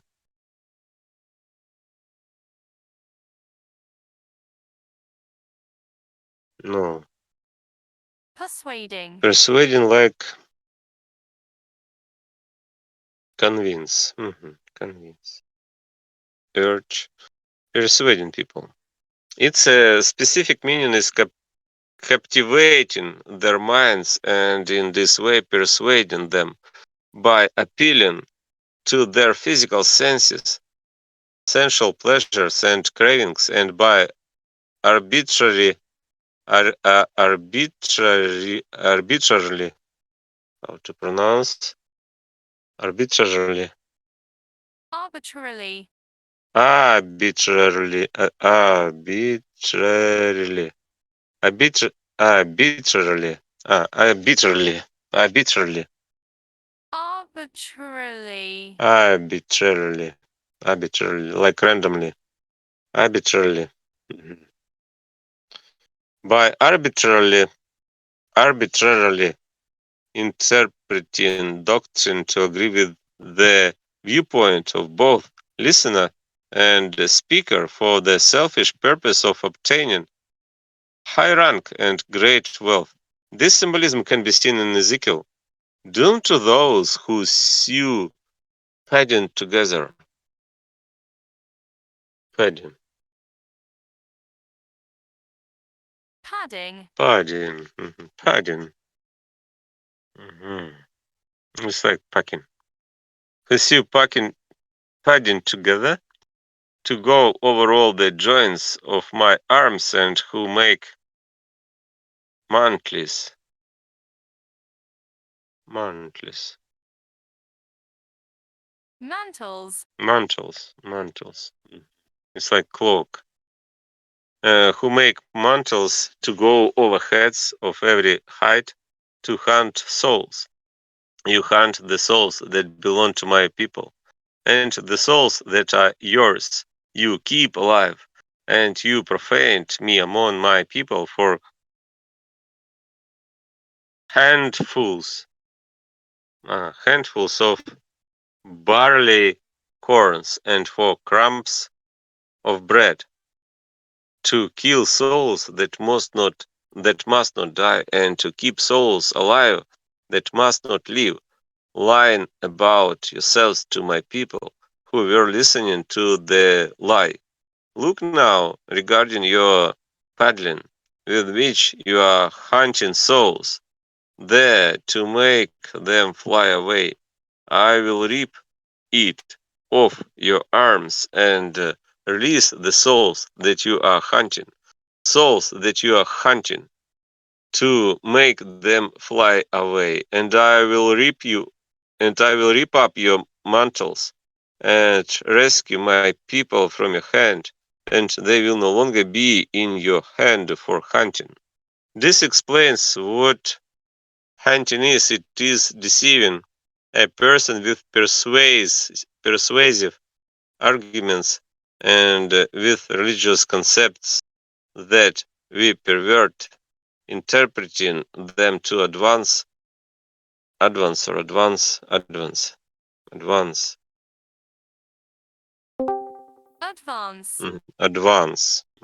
promotion like this. Interpreting them to advance your own interests and to harmonize with the outer person's mindset. In Micah, the merciful person has perished off the earth, and there is no upright person among humankind. They all lie in wait for blood. Each man hunts his brother with a net, while they do evil with their hands in place of doing good.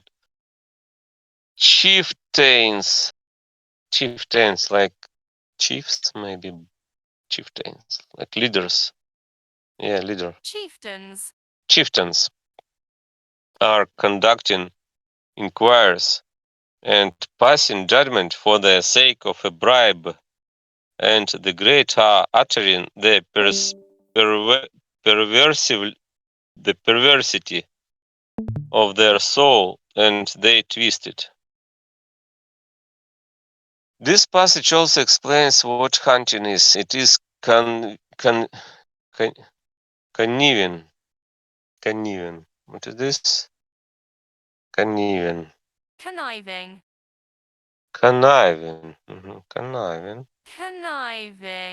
Conniving is like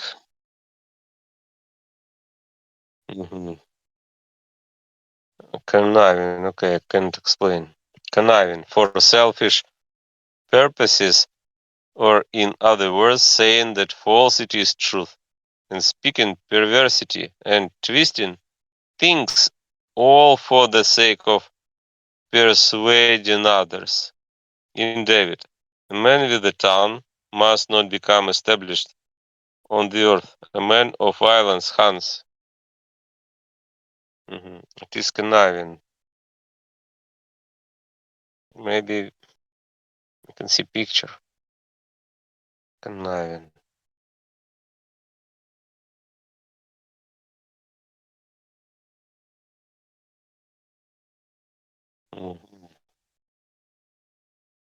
Conniving.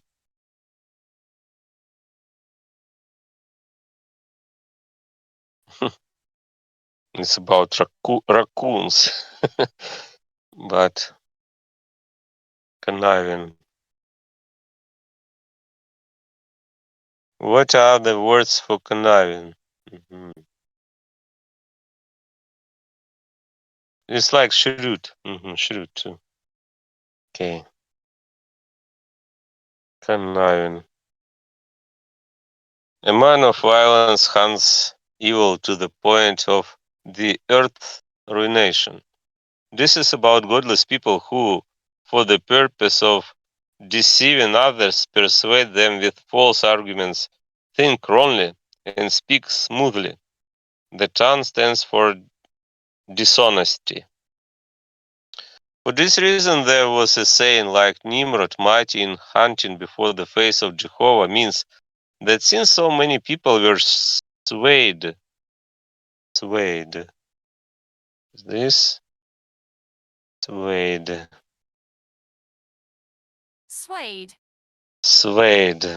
it's like shake, swayed.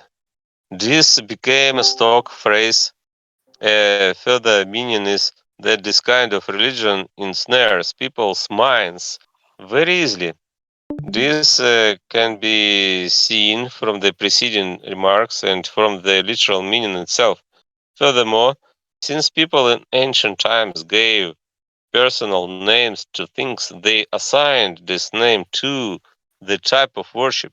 To be specific, they said that Nimrod, the type of worship, was mighty in hunting, good at ensnaring people's minds. They added before the face of Jehovah because people whose worship was like this called a detached faith, but by the name Jehovah, or the name Jehovah as indicated by the remarks of above concerning Cain. Cain too symbolizes faith detached from charity, but the difference between Cain and Ham is that Cain was part of the heavenly church, which had perception, while Ham was part of the spiritual church, which had no perception. So the earlier group was more culpable. What is What is this that? called? Culpable? Yeah, I don't know. Do you mean this book or this word? No, the word culpable. Yeah, I want to see the meaning here. Culpable. Culpable. It's like guilty. Culpable. Culpable. Guilty. Culpable. This is its synonym is guilty. It's like more guilty than the later. Do you know More what is guilty? Yeah. culpable than the later. Mhm. Okay. Guilty. Are you guys And then reading one do by you want one? to read? Or are Yeah, you? I if you mean, want to. did you just start or? You can read from Genesis 10:10 after 2 Okay. pages. All right. Group was more culpable than the later. In ancient times, people of this character were called the mighty ones, as in Isaiah. All the glory of Kedar will be consumed, and what is left of the number of bows among the mighty sons of Kedar will decrease. And in Hosea, you have plowed. What is this plowed? Plowed. It's about plow. It's about like field farmer. Farmer was planting in his field like this plowed. He was plowing. You have plowed godlessness, wickedness. You have reaped. You have eaten the fruit of your lying because you trusted your own way and the large number of your mighty ones. There are other places too. They called themselves men and mighty ones on account of faith, because of in the original Hebrew language there is a term simultaneously expressing. What is this simultaneously? Simultaneously. It's like together, in Instantly. parallel. Yeah. hmm Simultaneously expressing the idea of a mighty one and a man, and in the word, this term has to do with faith. It is faith in both senses that the term applies to. Okay, go ahead. Okay. Dennis. 1180. Genesis 10:10. And the beginning of his kingdom was Babel and Erech and Akkad and Kalne in the land of Shinar. Are you reading? The beginning. What's up? I'm sorry. Okay. Keep reading. Yeah. At the beginning of his kingdom was means that this is the way that kind of worship began. Babel, Erech, Akkad, Kalne in the land of Shinar means that those were the places it was located. The same nations also symbolize the worship itself, whose outward forms appear holy, but whose inner depths are profane. The fact that the beginning of his kingdom means that this is the way that kind of worship began can be seen from the symbolism of Babel in the land of Shinar discussed in what follows. Babel, Erek, Akkad, Kalneh in the land of Shinar means that those were the places it was located. The same nations also symbolize the worship itself, whose outward forms appear holy, but whose inner depths are profane. This can be seen from the symbolism of Babel and of the land of Shinar. The word has many things to say about Babel or Babylon. And each instance it symbolizes this kind of worship, that is to say, worship in which the outward forms appear holy, but the inward content is profane. Since the next chapter speaks of Babel, however, the proof that it symbolizes these things will appear there. So too will a demonstration of the fact that such worship was not so profane at first as it became later. Later. Latter has two T, but if you see one T, it's later. But latter with two T. Outward worship depends completely on the depths within it for its nature. The more blameless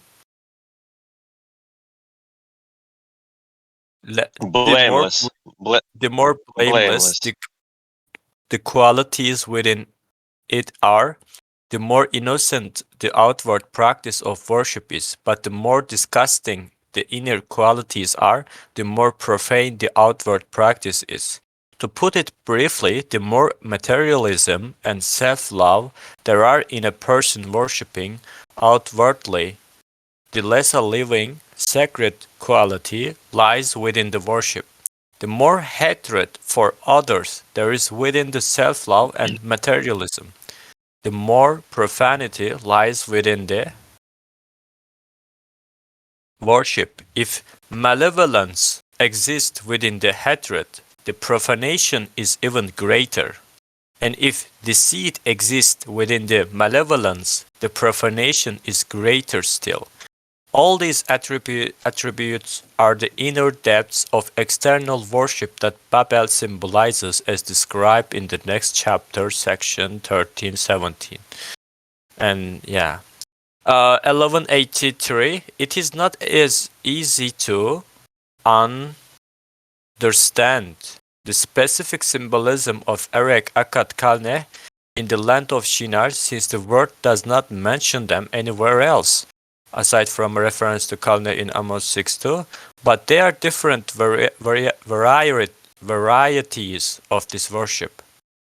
As for the land of Shinar, where this type of worships existed, though its symbolism in the word as external devotion that is profane at its core can be seen from its symbolism in verse 2 of the next chapter, Genesis 11. It can also be seen in Zechariah 5:11 and still more clearly in Daniel, where these words appear.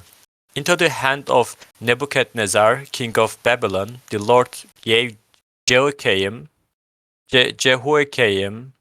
king of Judah, and a portion of the vessels of the house of God, and he carried them into the land of Shinar, into the house of his God, and he brought the vessels into the treasure house of his God.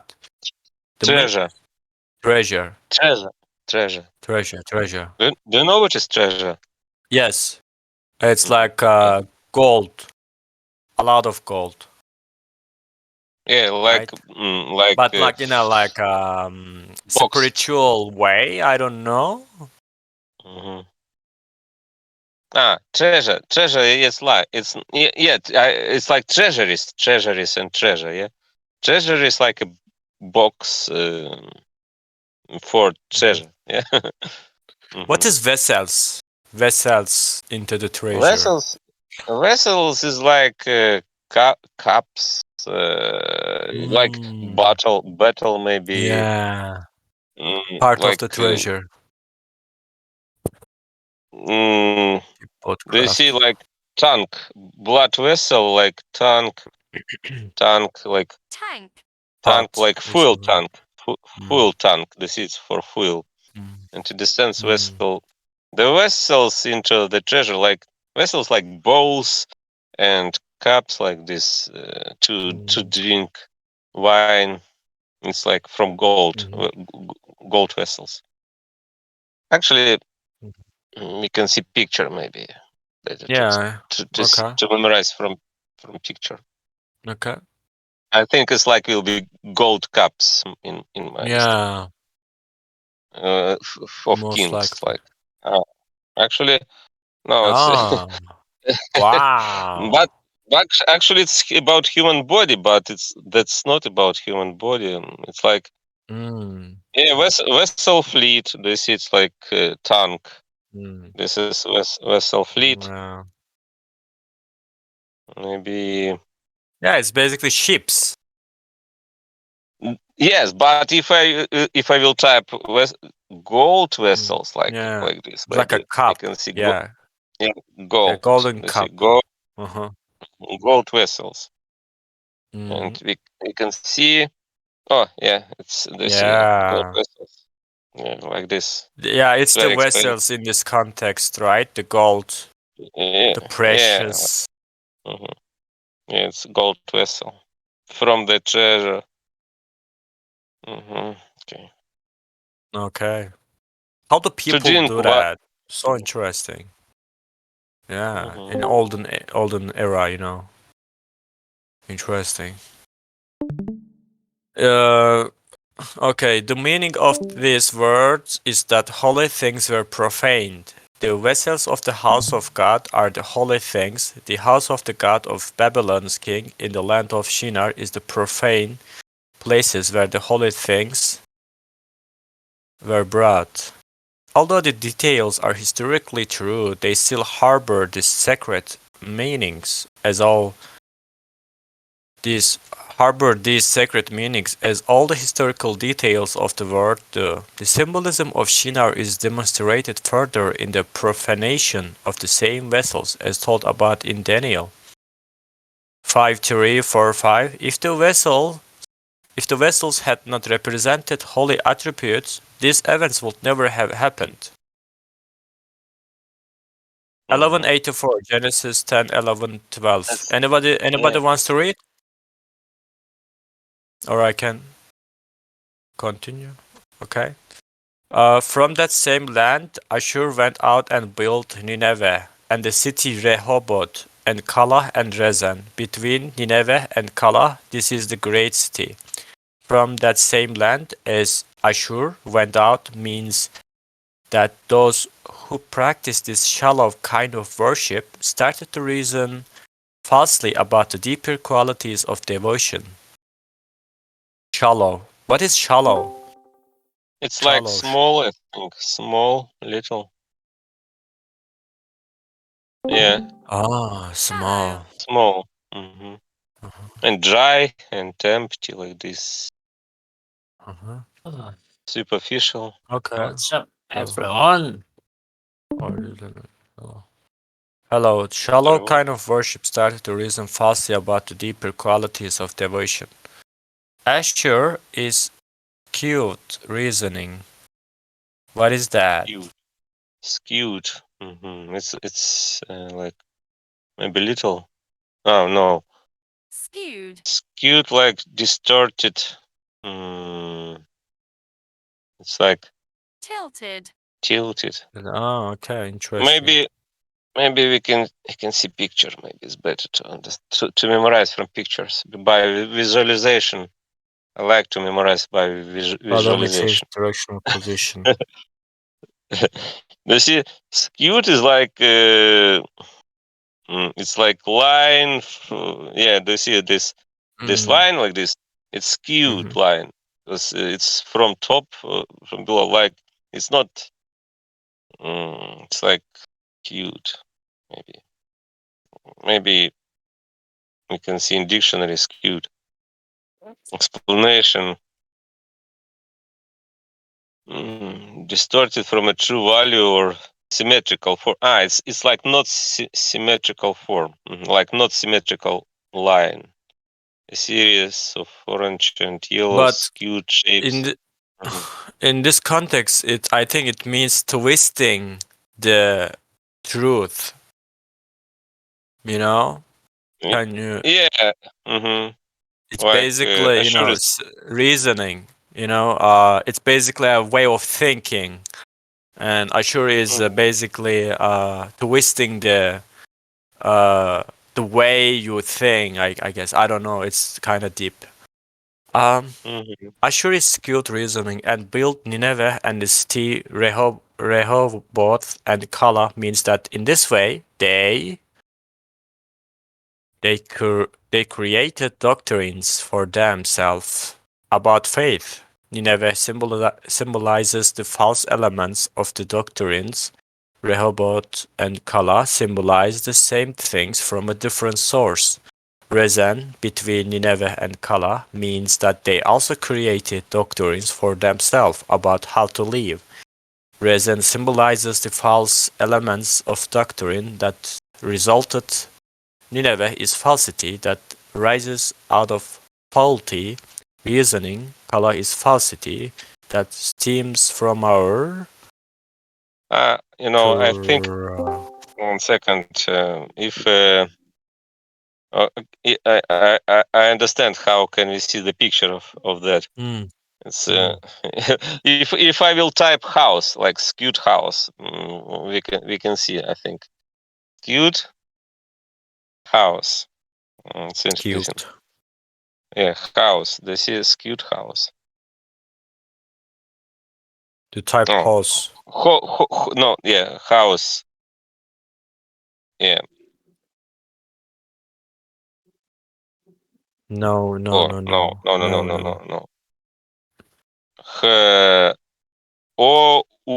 Yeah. Yeah. Skewed house. Okay, and picture. How is that skewed?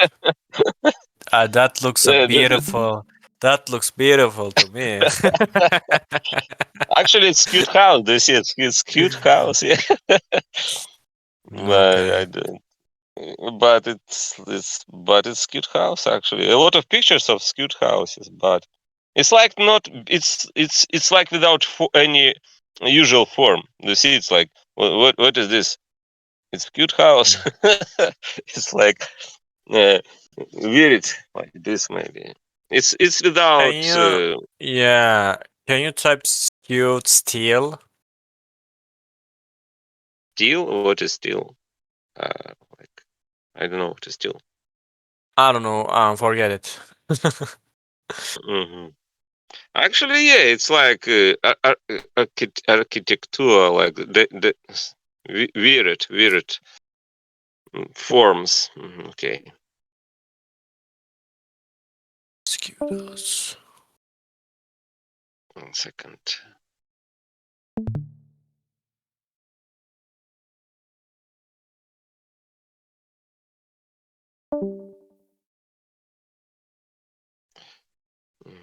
Okay.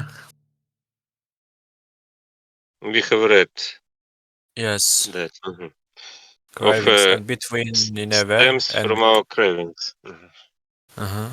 stems from our cravings. And between Nineveh and Kala means falsity from both of these. This is the great city symbolizes doctrinal positions. And the fact that they have proliferated, we are going to definitely check out that word. Proliferated. Proliferata. That's hard. That's a hard one. Proliferated. It's like spread. Increase rapidly. Proliferated. It's like flourish, multiply maybe. But Doctrinal positions and the fact that they were proliferated. 1185. From that same land as Ashur went out means that those who practice this shallow kind of worship started to reason falsely about the deeper qualities of devotion. This is individually. Indicates. This is indicated by Ashur symbolism. Yeah, indicated. By Ashur symbolism in the word as true reason and skewed reasonings to be discussed just below. Two meanings can be discerned. Discerned. Mhm. Do you know what is What does discern? it mean? What is that? It's like understanding, maybe. Discerned. Like Ah, distinguish, recognize, yeah, and understand, discerned. Mm. For example, you can discern any doctrine from another okay. doctrine, like this. Okay. Recognize, maybe Alright. discern. Interesting. One is that Ashur went out from that land. The other is that Nimrod went out from that land into Ashur or Assyria. It is put this way because both ideas are meant, both that faulty reasoning about spiritual and heavenly matters sprang from this culture. Is Ashur's setting out from the land of Shinar, and that is kind of culture engages in faulty reasoning concerning spiritual and heavenly matters, which is Nimrod's setting out from the land in the Ashur or Assyria. 1186. The fact that Ashur is skewed reasoning can be seen from the symbolism of Ashur or Assyria in the word where it is always taken to mean matters of reason in both sense, both rational thinking and rationalizations. Reason and rational thinking, strictly speaking, mean valid mental processes, while rationalizing and rationalizations mean dishonest ones. Because Ashur symbolizes both reason and rationalization, it is usually connected with Egypt, which symbolizes secular knowledge, since reason and rationalization are based on such knowledge. Ashur symbolism as rationalization can be seen in Isaiah. Doomed to Ashur, the rod of my anger. He thinks what is not right, and his heart contemplates what is not right. He has said, in the strength of my hand have I done this, and in my wisdom. Then this is a very important prophet of God in the Bible. It's Isaiah. I said Isaiah. Isaiah. Isaiah. Yeah, but Isaiah. Americans say Isaiah. I heard, but it's like Isaiah. Isaiah. maybe in American Isaiah, because it's very important prophet to memorize his name. Isaiah. Do you see in American, Isaiah. because it is American accent, Isaiah. Isaiah. Americans say Isaiah, prophet Isaiah, but There are maybe two British words. say Isaiah. Mhm. There are like a couple of words in this page that I don't know. Like, for example, doom to Ashur and the road. What Doom? is road? Yeah, and then dome. Doom, like maybe. Do you know this game, Doom? Like horrible I heard it. game. What does it mean? It's like death. Death. It's Ah. like fate, hell, like this. There are a lot of devils. So I want Ashur to die. In this. So it says Doom, doom yeah, to Ashur. So Doom to assure, like yeah. death to Ashur assure, shall yeah. die. Okay. Yeah, in this sense, I think if we read It's like Doom to I assure, wish Ashur die. Ashur doom, which means die. Like Ashur should die, I guess. no, yeah, no, like it's like Or hopelessness. yeah, it's like you say, for example, if you say to someone, "Death to you," it's like cursing, yeah, death to Sure. you. What about Like the rod of my anger? The rod rot, of my anger. anger, it's rot is like stuff, like stuff of a king. Maybe we can see picture to better to understand rot. Like it's gold. It's from gold to. It's about power because every king has his rod, and it's like it's about power. Rod, Mm. but actually, rod of king. If I will type rod gold maybe gold. Mm. No, yeah, Okay. Like yeah, a maybe basically a stick.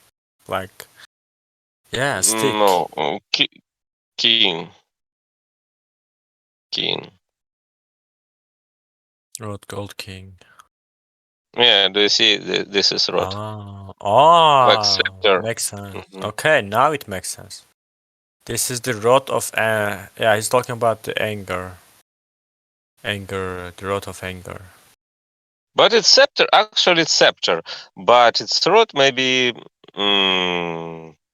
it's like if you'll see rod, well, it's like this stick. Yeah, stick. But why do we use this word? Okay, maybe the rod of my anger. Hmm. What about Can translate. contemplates? Contemplates. Mm. Rod. Fishing rod. Stick. Yeah, Wand. basically Yeah, wand. want. Yeah, want. Wand. Wand is like yeah, like magic wand, magic Magic rod. wand. Yeah. Yeah. Yeah. Because they were, carrying this rod with themselves, like the prophets. They're always like, if you imagine a prophet, they always carry some kind of rod. It's basically it has a power. This rod has a power. I don't know. God Yeah. gives it. Yeah, the rod of my angel, like the power of my angel, because it's like magic stick, yeah, and it's like Harry Potter, yeah, has this stick to create miracles like this. And heart contemplates. Contemplates. It's like Like intention. reflect to see. Maybe search contemplates They're something. basically Maybe thinking, I guess. it's like looking at lake. Yeah, like you think. Yeah. Yeah, think about Thinking about it. something. Yeah. Contemplating.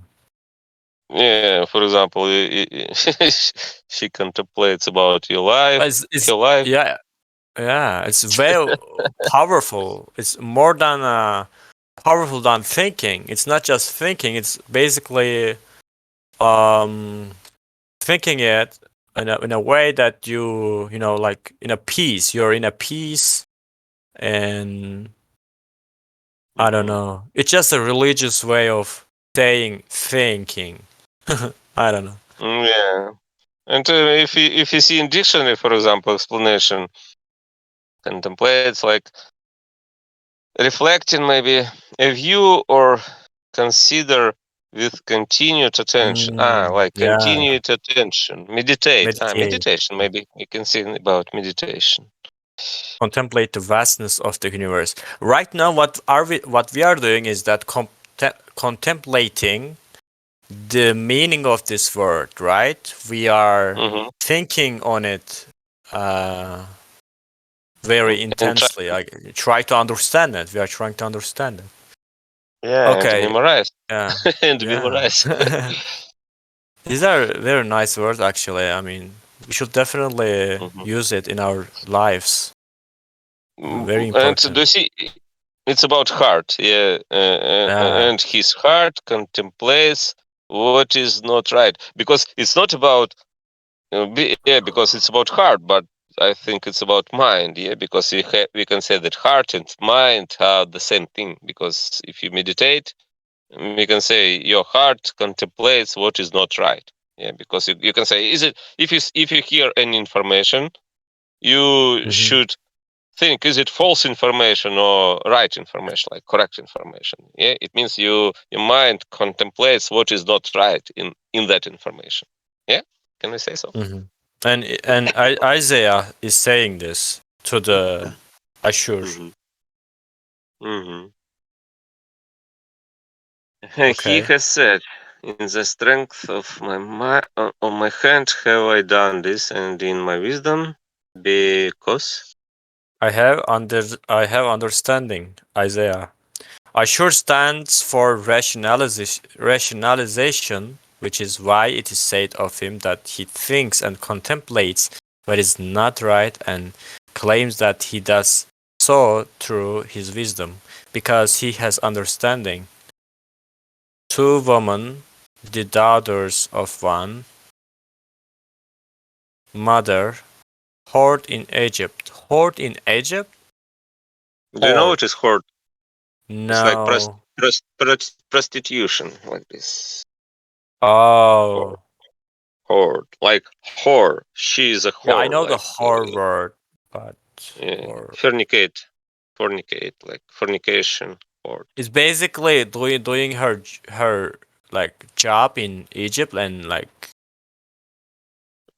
okay. Yeah, Instead of saying she was a whore in Egypt, it's saying whore in Egypt, like in a more like in a way that out of emotion, like or like insulting the person, like she was basically a whore, and she whored in Egypt. I don't know. yeah, yeah. It's like she went to Egypt to do fornication Yeah. there, like Yeah. whore in Egypt, like. Yeah. Whored Because in Egypt. they thought that there are a lot of rich persons like this, rich people who will pay money to her Yeah. for your Yeah, it's basically being hodom. whore. Yeah, being Mhm. like making whoreness. Whoreness, is that a word? Hornets. Okay. No, it's not. All right. They okay. In their youthful years, they whored. One whored and doted on her lovers, the neighboring What is dotted? Asher. What Dotted. is that? One horde. And No, it's like two women, yeah, and one of them horde and dotted. But what is dotted? Mm. Doted. It's like rejoice. Adore, rejoice, dotted. Horde and dotted. Like is she being was enjoying by that. She was enjoying doted on her by. lovers. Mm-hmm. Doted on her lovers, the neighboring Ashur Assyrians, dressed in blue violet, leaders and rulers, desirable young men, all of them riders, riding horses. To her came the sons of Babylon, and they defiled her. Defiled her. Defiled is like Yeah, making her dirty, I guess. yeah, Profane. desecrated, dirty, corrupt, pollute. Yeah, because Like this. because she's whored, Hmm. defiled her through their whorings. Yeah, Ezekiel. Egypt in this passage stands for secular facts, Ashur for rationalization, on the sons of Babylon for false ideas that develop out of corrupt desires. In the same author, Jerusalem, you whored with the sons of Egypt. You whored with the sons of Assyria. You multiplied your whoredom in the Yeah, land do you of. see? Hodom. Yeah, I look at was the I was word. saying. I would never Mhm. think I would see this word in my life. Whoredom, Hodom is a fornication. noun. Yeah, hort is a verb, but hodom is noun, like Yeah, fornication. I was trying to express this word actually by saying whoreness. It's whoredom. Uh, yeah, But we saw yeah. where it was Or it was a second. couple of pages before. Mhm. Hord, here. No. Yeah, at the first. Mhm. Yeah. Mother hoard in Egypt in their youthful years, they hoard. Horde. Hoard. Okay, but I saw yeah, maybe here. They filed through their whorings. Egypt in the. Whoring. Mhm. Yeah, yeah, Whorings. yeah. Okay. Yeah, it's Whorings. like it's noun too. It's noun. Is Whoring. also no, yeah. It's from verb. Yeah. If it was whoring, like without s, it would be verb. Yeah, Right? how to say it? Hirundi. Hirundi, maybe. Yeah?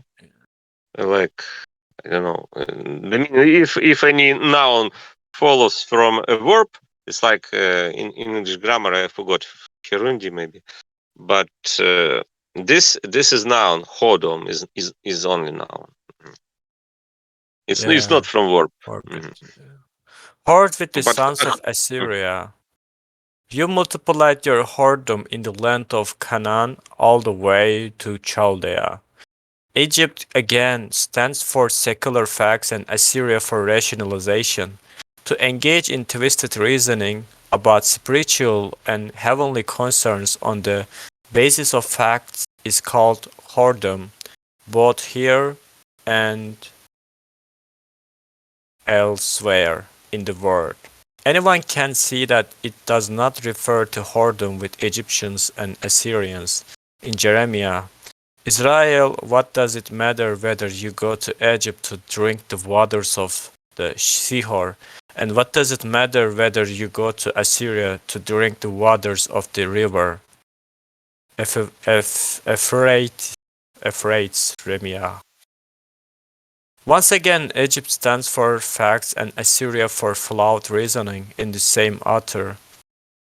A straight sheep is Israel. Lions drove him off. First to eat him was the king of Assyria. And this latter one the king later. of later. This latter one the king of Babylon took his bones. Jeremiah. Assyria stands for flawed reasoning on spiritual subjects in Micah. This will be peace when Assyria comes into our land and when he tramples our palaces, and we will set up over him 7 shepherds and 8 chiefs of the people. And This word is shepherd. yeah, Like it's not shepherd. You know that? shepherd, You know who shepherd. is shepherd. Yeah, The I know. meaning. Mhm. Shepherd, the guy who take cares of the sheep. Mhm. Yeah. And he has staff like rod too, because his staff is like his rod. Yeah, because staff like stick. Yeah, Uh, he has a rod too. Yeah, it's the rod. It is rod of shepherd. His stick and stuff. What is float? Flawed. Float. It's like corrupted, invalid, defective, like Yeah, flawed reasoning. It's imperfection. like corrupted Yeah. reasoning. They will graze on the land of Assyria with a sword and on the land of Nimrod in its gates. What is graze?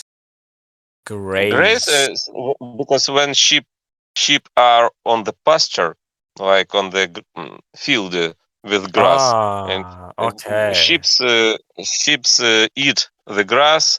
When Uh-huh. sheep eat the grass, it means they graze. Mm, like pasture, pinch, feed, graze cattle. You see, graze cattle. It's like cattle who eat grass. Graze cattle. Coming from the grass, the word. Yeah. And one will deliver us from Assyria when he comes into our land and when he tramples our border. Tramples. What is tramples? Tramples like by your feet. Maybe tread. Do you know what is tread? Mm-hmm.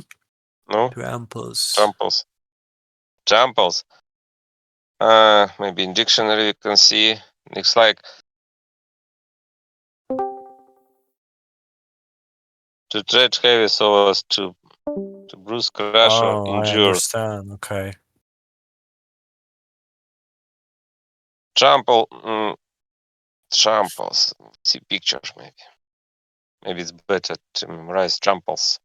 Yeah, trampling the border, our border. Trample. Yeah, do you see? She Oh, yeah, I bruise. got it. Ah, Mhm. elephant. Elephant. Tramples. Wow. Trampling very good, that car. Yeah.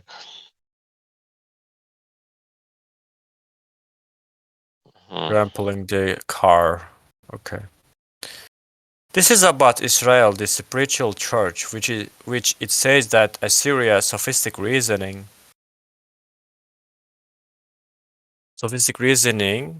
would not invade. The land of Nimrod stands for the kind of worship that Nimrod symbolizes, which contains evil and falsity at a deep level. Assyria's other symbolism in the word as true reasoning in a member of the church, which allows the person to see truth and goodness clearly, appears in Hosea. Hosea. Hosea. Another prophet. Yeah, Hosea. They will quake like a bird from Egypt and like a Quake. dove. Yeah, quake. Quake like shake. Like chirping Earthquake. your wings. The bird is Mhm. chirping. It's Quake. from earthquake follows from quake, like tremble. Oh, like coming from Shake. the earthquake? Yeah, Earthquake. earthquake. Uh-huh. Earthquake.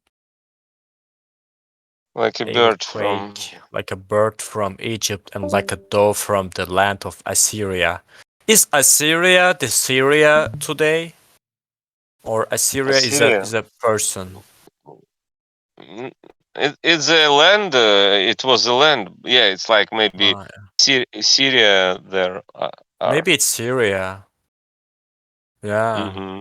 land of Assyria.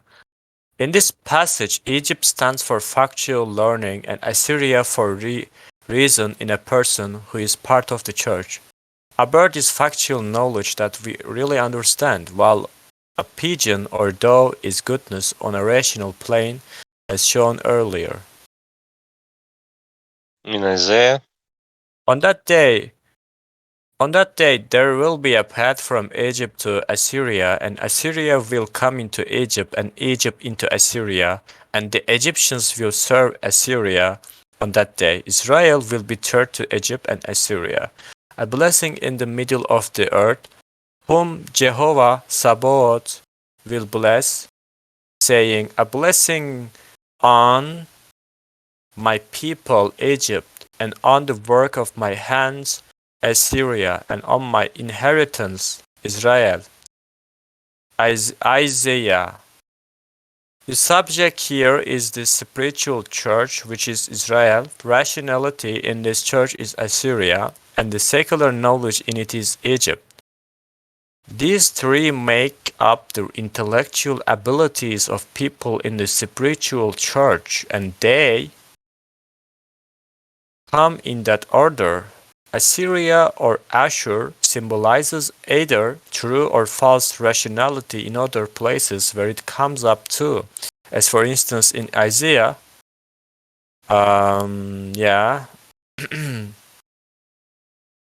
Okay, where should I read? It stands for rationalization in Mhm. Hosea And like what? 5:13.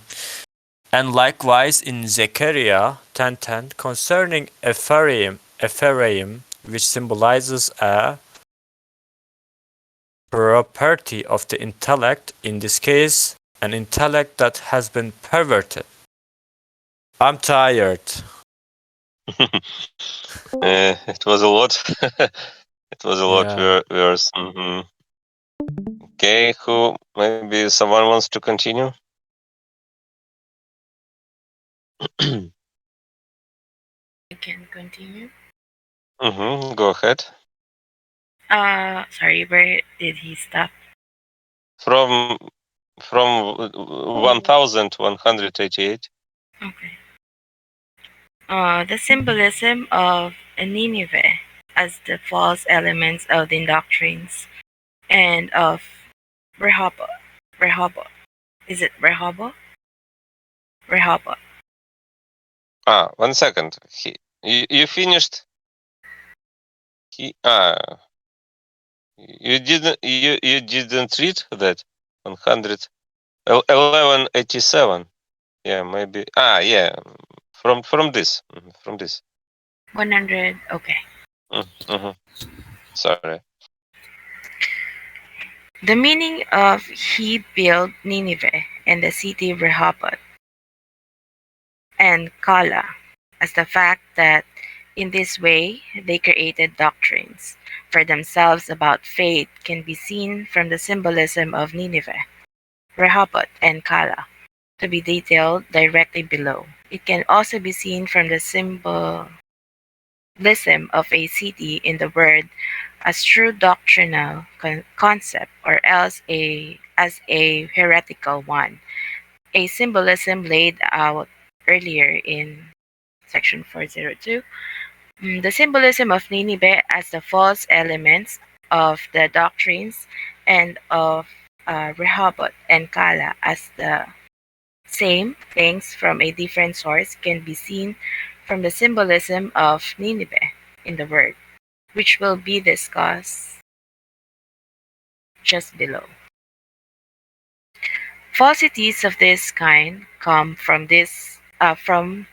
three sources. Sources. Sources. Sources. Illusions of sources.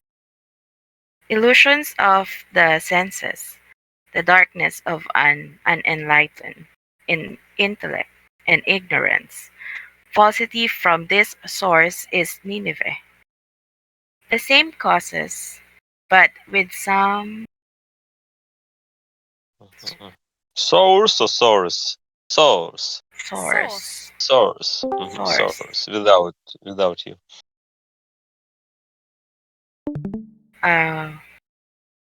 Corrupt desire.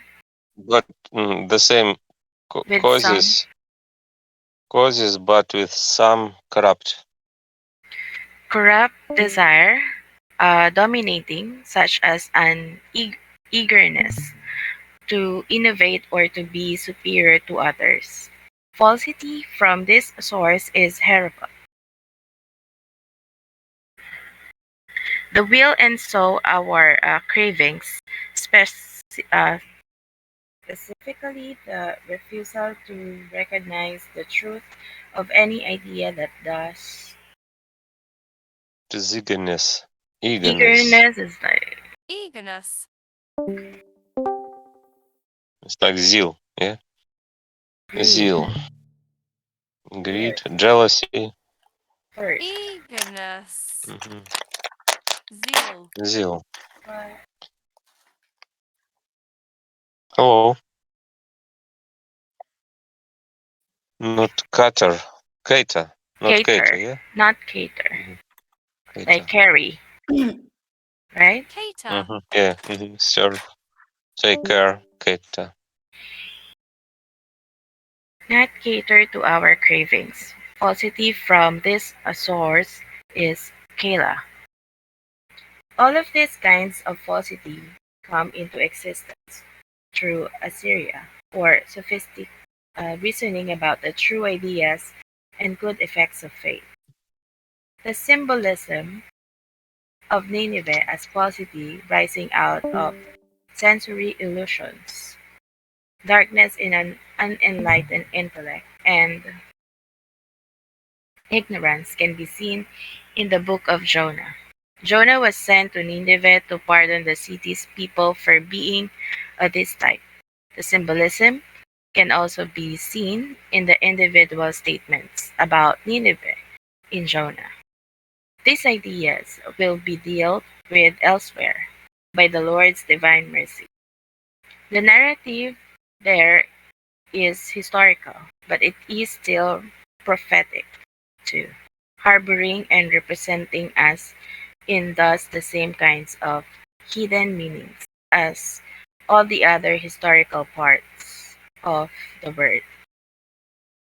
The same is true in Isaiah 37:37-38 as well, where it talks about Assyria's king, saying that he stayed in Nineveh and while prostrating himself in the house of Nisroch,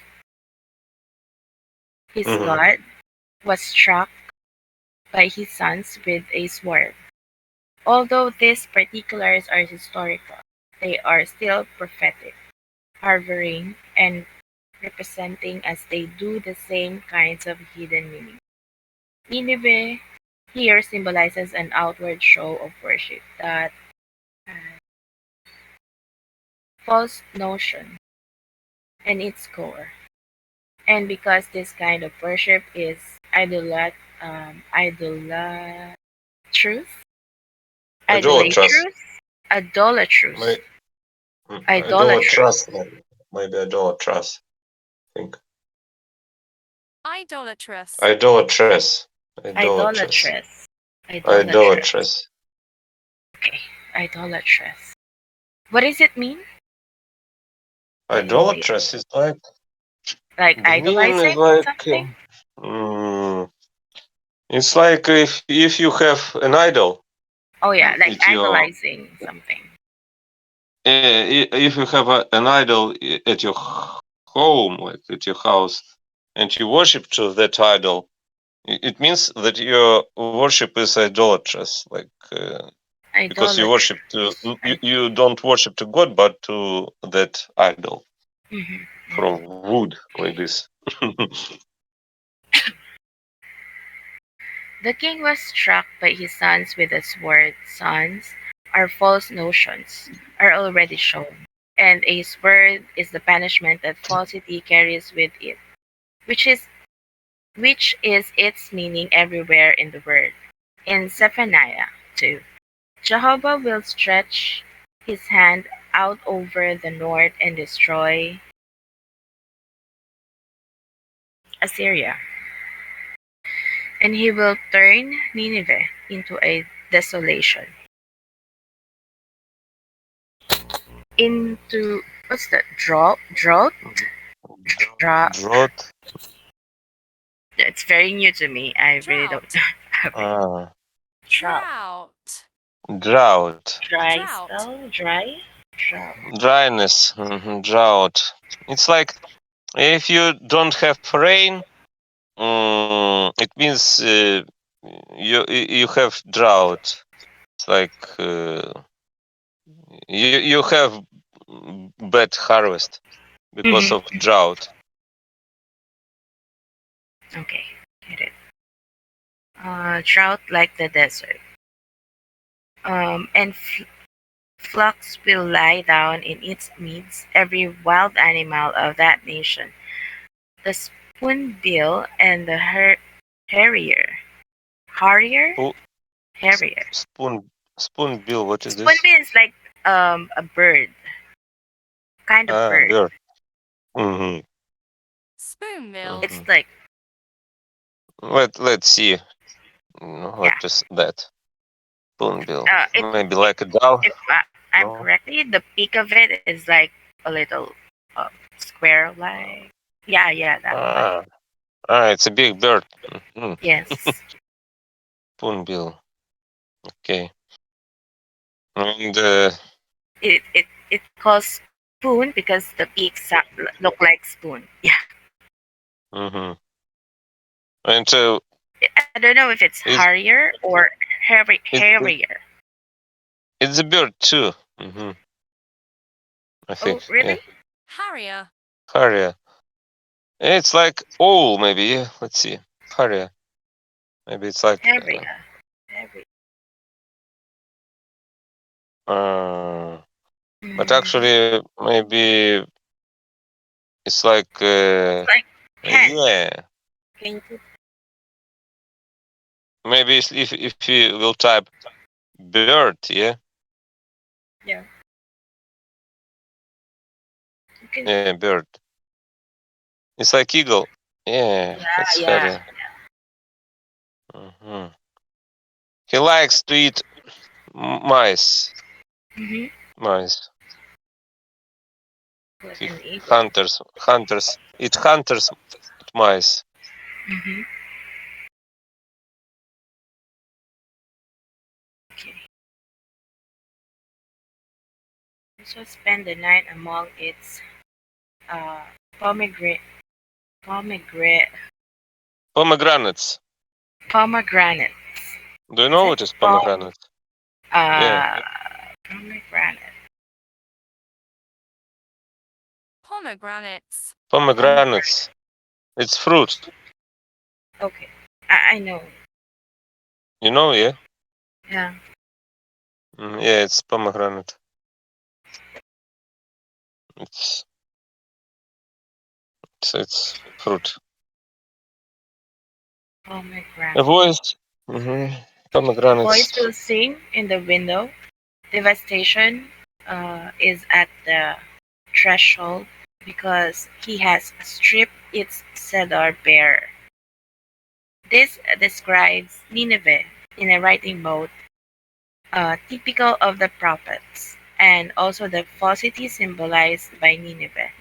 Because this falsity is worship, it is called the North, the wild animal of the nation, and a spoonbill and harrier among the pomegranate. Pomegranate. The ADEA Pomegranates. is Pomegranates. pomegranate. Mhm. Pomegranate. Cedar bear. But bear is. What is this? There. Bear. It's like naked. Reveal. Oh, N- like bare naked, right? Yeah, for It's example, reveal. uh, has stripped. Do you see? It's about striptease like Yeah, this. yeah. Strip. It's It's yeah. It's like cedar. If you cedar loses lost Mhm. its leaves. It's like cedar bear like this because it's stripped. Strip. It is Yeah. stripped without leaves. It is. Also expressed in the statement that a voice sings in the window and the cedar. Cedar? Cedar. Cedar, it's the tree, yeah? Do you know what is cedar? Cedar tree. Don't you know? Mhm. Wait. Cedar is like a big tree, like oak, maybe. Cedar. I know Let's oak. see. Cedar is like. Oh, no, it's not like oak. It's like.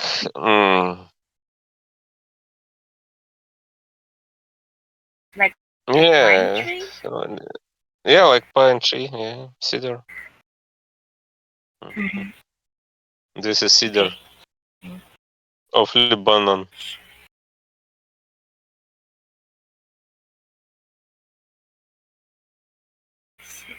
Cedar. Truth in the intellect is stripped bare. All these expressions are symbolic of this kind of falsity. The symbolism of Kala as falsity rising out of our cravings cannot be demonstrated by verses from the prophets, yet it can be shown from the histories in the Word. The second book of Kings says that the king of Assyria carried the descendants of Israel off into Assyria and settled them in Kala. And in Habor, Habor, Habor, maybe. Maybe Habor. Maybe, I don't know. My version is like Habor. My version. Haba. Habor. Habor. And in Hapo, on the river Gozan. And in the cities of Media. The historical details here involve no other meaning. All the histories of the word are symbolic and representative, as noted. So Israel here is the spiritual church corrupted. Assyria is rationalization, and Kala is falsity rising out of our cravings. Uh, Present between Nineveh and Kala means that they also created doctrines for themselves about how to live, and resin symbolizes the false doctrines that resulted. This is established by the evidence given directly above concerning Nineveh and Kala. It is also established by the logical progression. The last verse spoke of falsity in doctrine. The present one, of falsity in a person's life, the writing mode of the word, especially in the prophets, requires that matters of the will be addressed whenever matters of intellect are. The last verse talk about something intellectual, falsity in doctrine, but the present of one talks about the falsity we live by, which is what resin symbolizes. Since the word does not mention resin anywhere else, the meaning cannot really be proved, except by two pieces of evidence. One is the fact that resin was built between Nineveh and Kala, or in other words, between the falsity that comes of faulty reasoning and the falsity that comes of our cravings. A combination producing falsity that we actually live by. The other is the fact that it is called the Great City because it rises out of falsity in both the intellect and the will. The symbolism of this is the Great City as doctrinal positions and the fact that they proliferated. What is this word? It's like Proliferated. spread. I think spread, Proli. Proliferated. multiply, grow, like increase rapidly, like multiply, and it's about harvest like this. They proliferated, like spread. Okay, thank you. Can be seen from the symbolism of a city as a true doctrinal viewpoint, or else as a false one. This symbolism was demonstrated in section 402. The reason it is called a great city is that all falsity in doctrine and in worship that develops out of doctrine turns into falsity that people actually live by. Verse 10, just above, dealt with evil in worship, as symbolized by Babel, Babel, Babel, maybe Babel. Babel. Babel. Babel. Babel. It's the city, name of city, Oh, Babel. okay, Babel. It's like city is like there are a lot of merchants and I think I trades. already read the name Babylon in Bible, right? Is And it? it's Babylon. Yeah, it's Yeah, I think it's Babylon. Yeah, Babel. yeah, It's like a second name of Babylonian. Babylon. Babel. Babel. Erech, Akkad, and Calneh. Calneh, in the land of Shinar. The two current verses treat of falsity in worship, as symbolized by Nineveh, Rehoboth, Keilah, and Resen. Falsity is a product of assumptions that grow out of flawed reasoning. Evil is the product of cravings that come from materialism and selfishness. hmm And okay. Okay, I think this reading is over today because I Yeah. have to go. Okay. Yeah, and Have see a you. good. See you. Yeah, Bye. goodbye.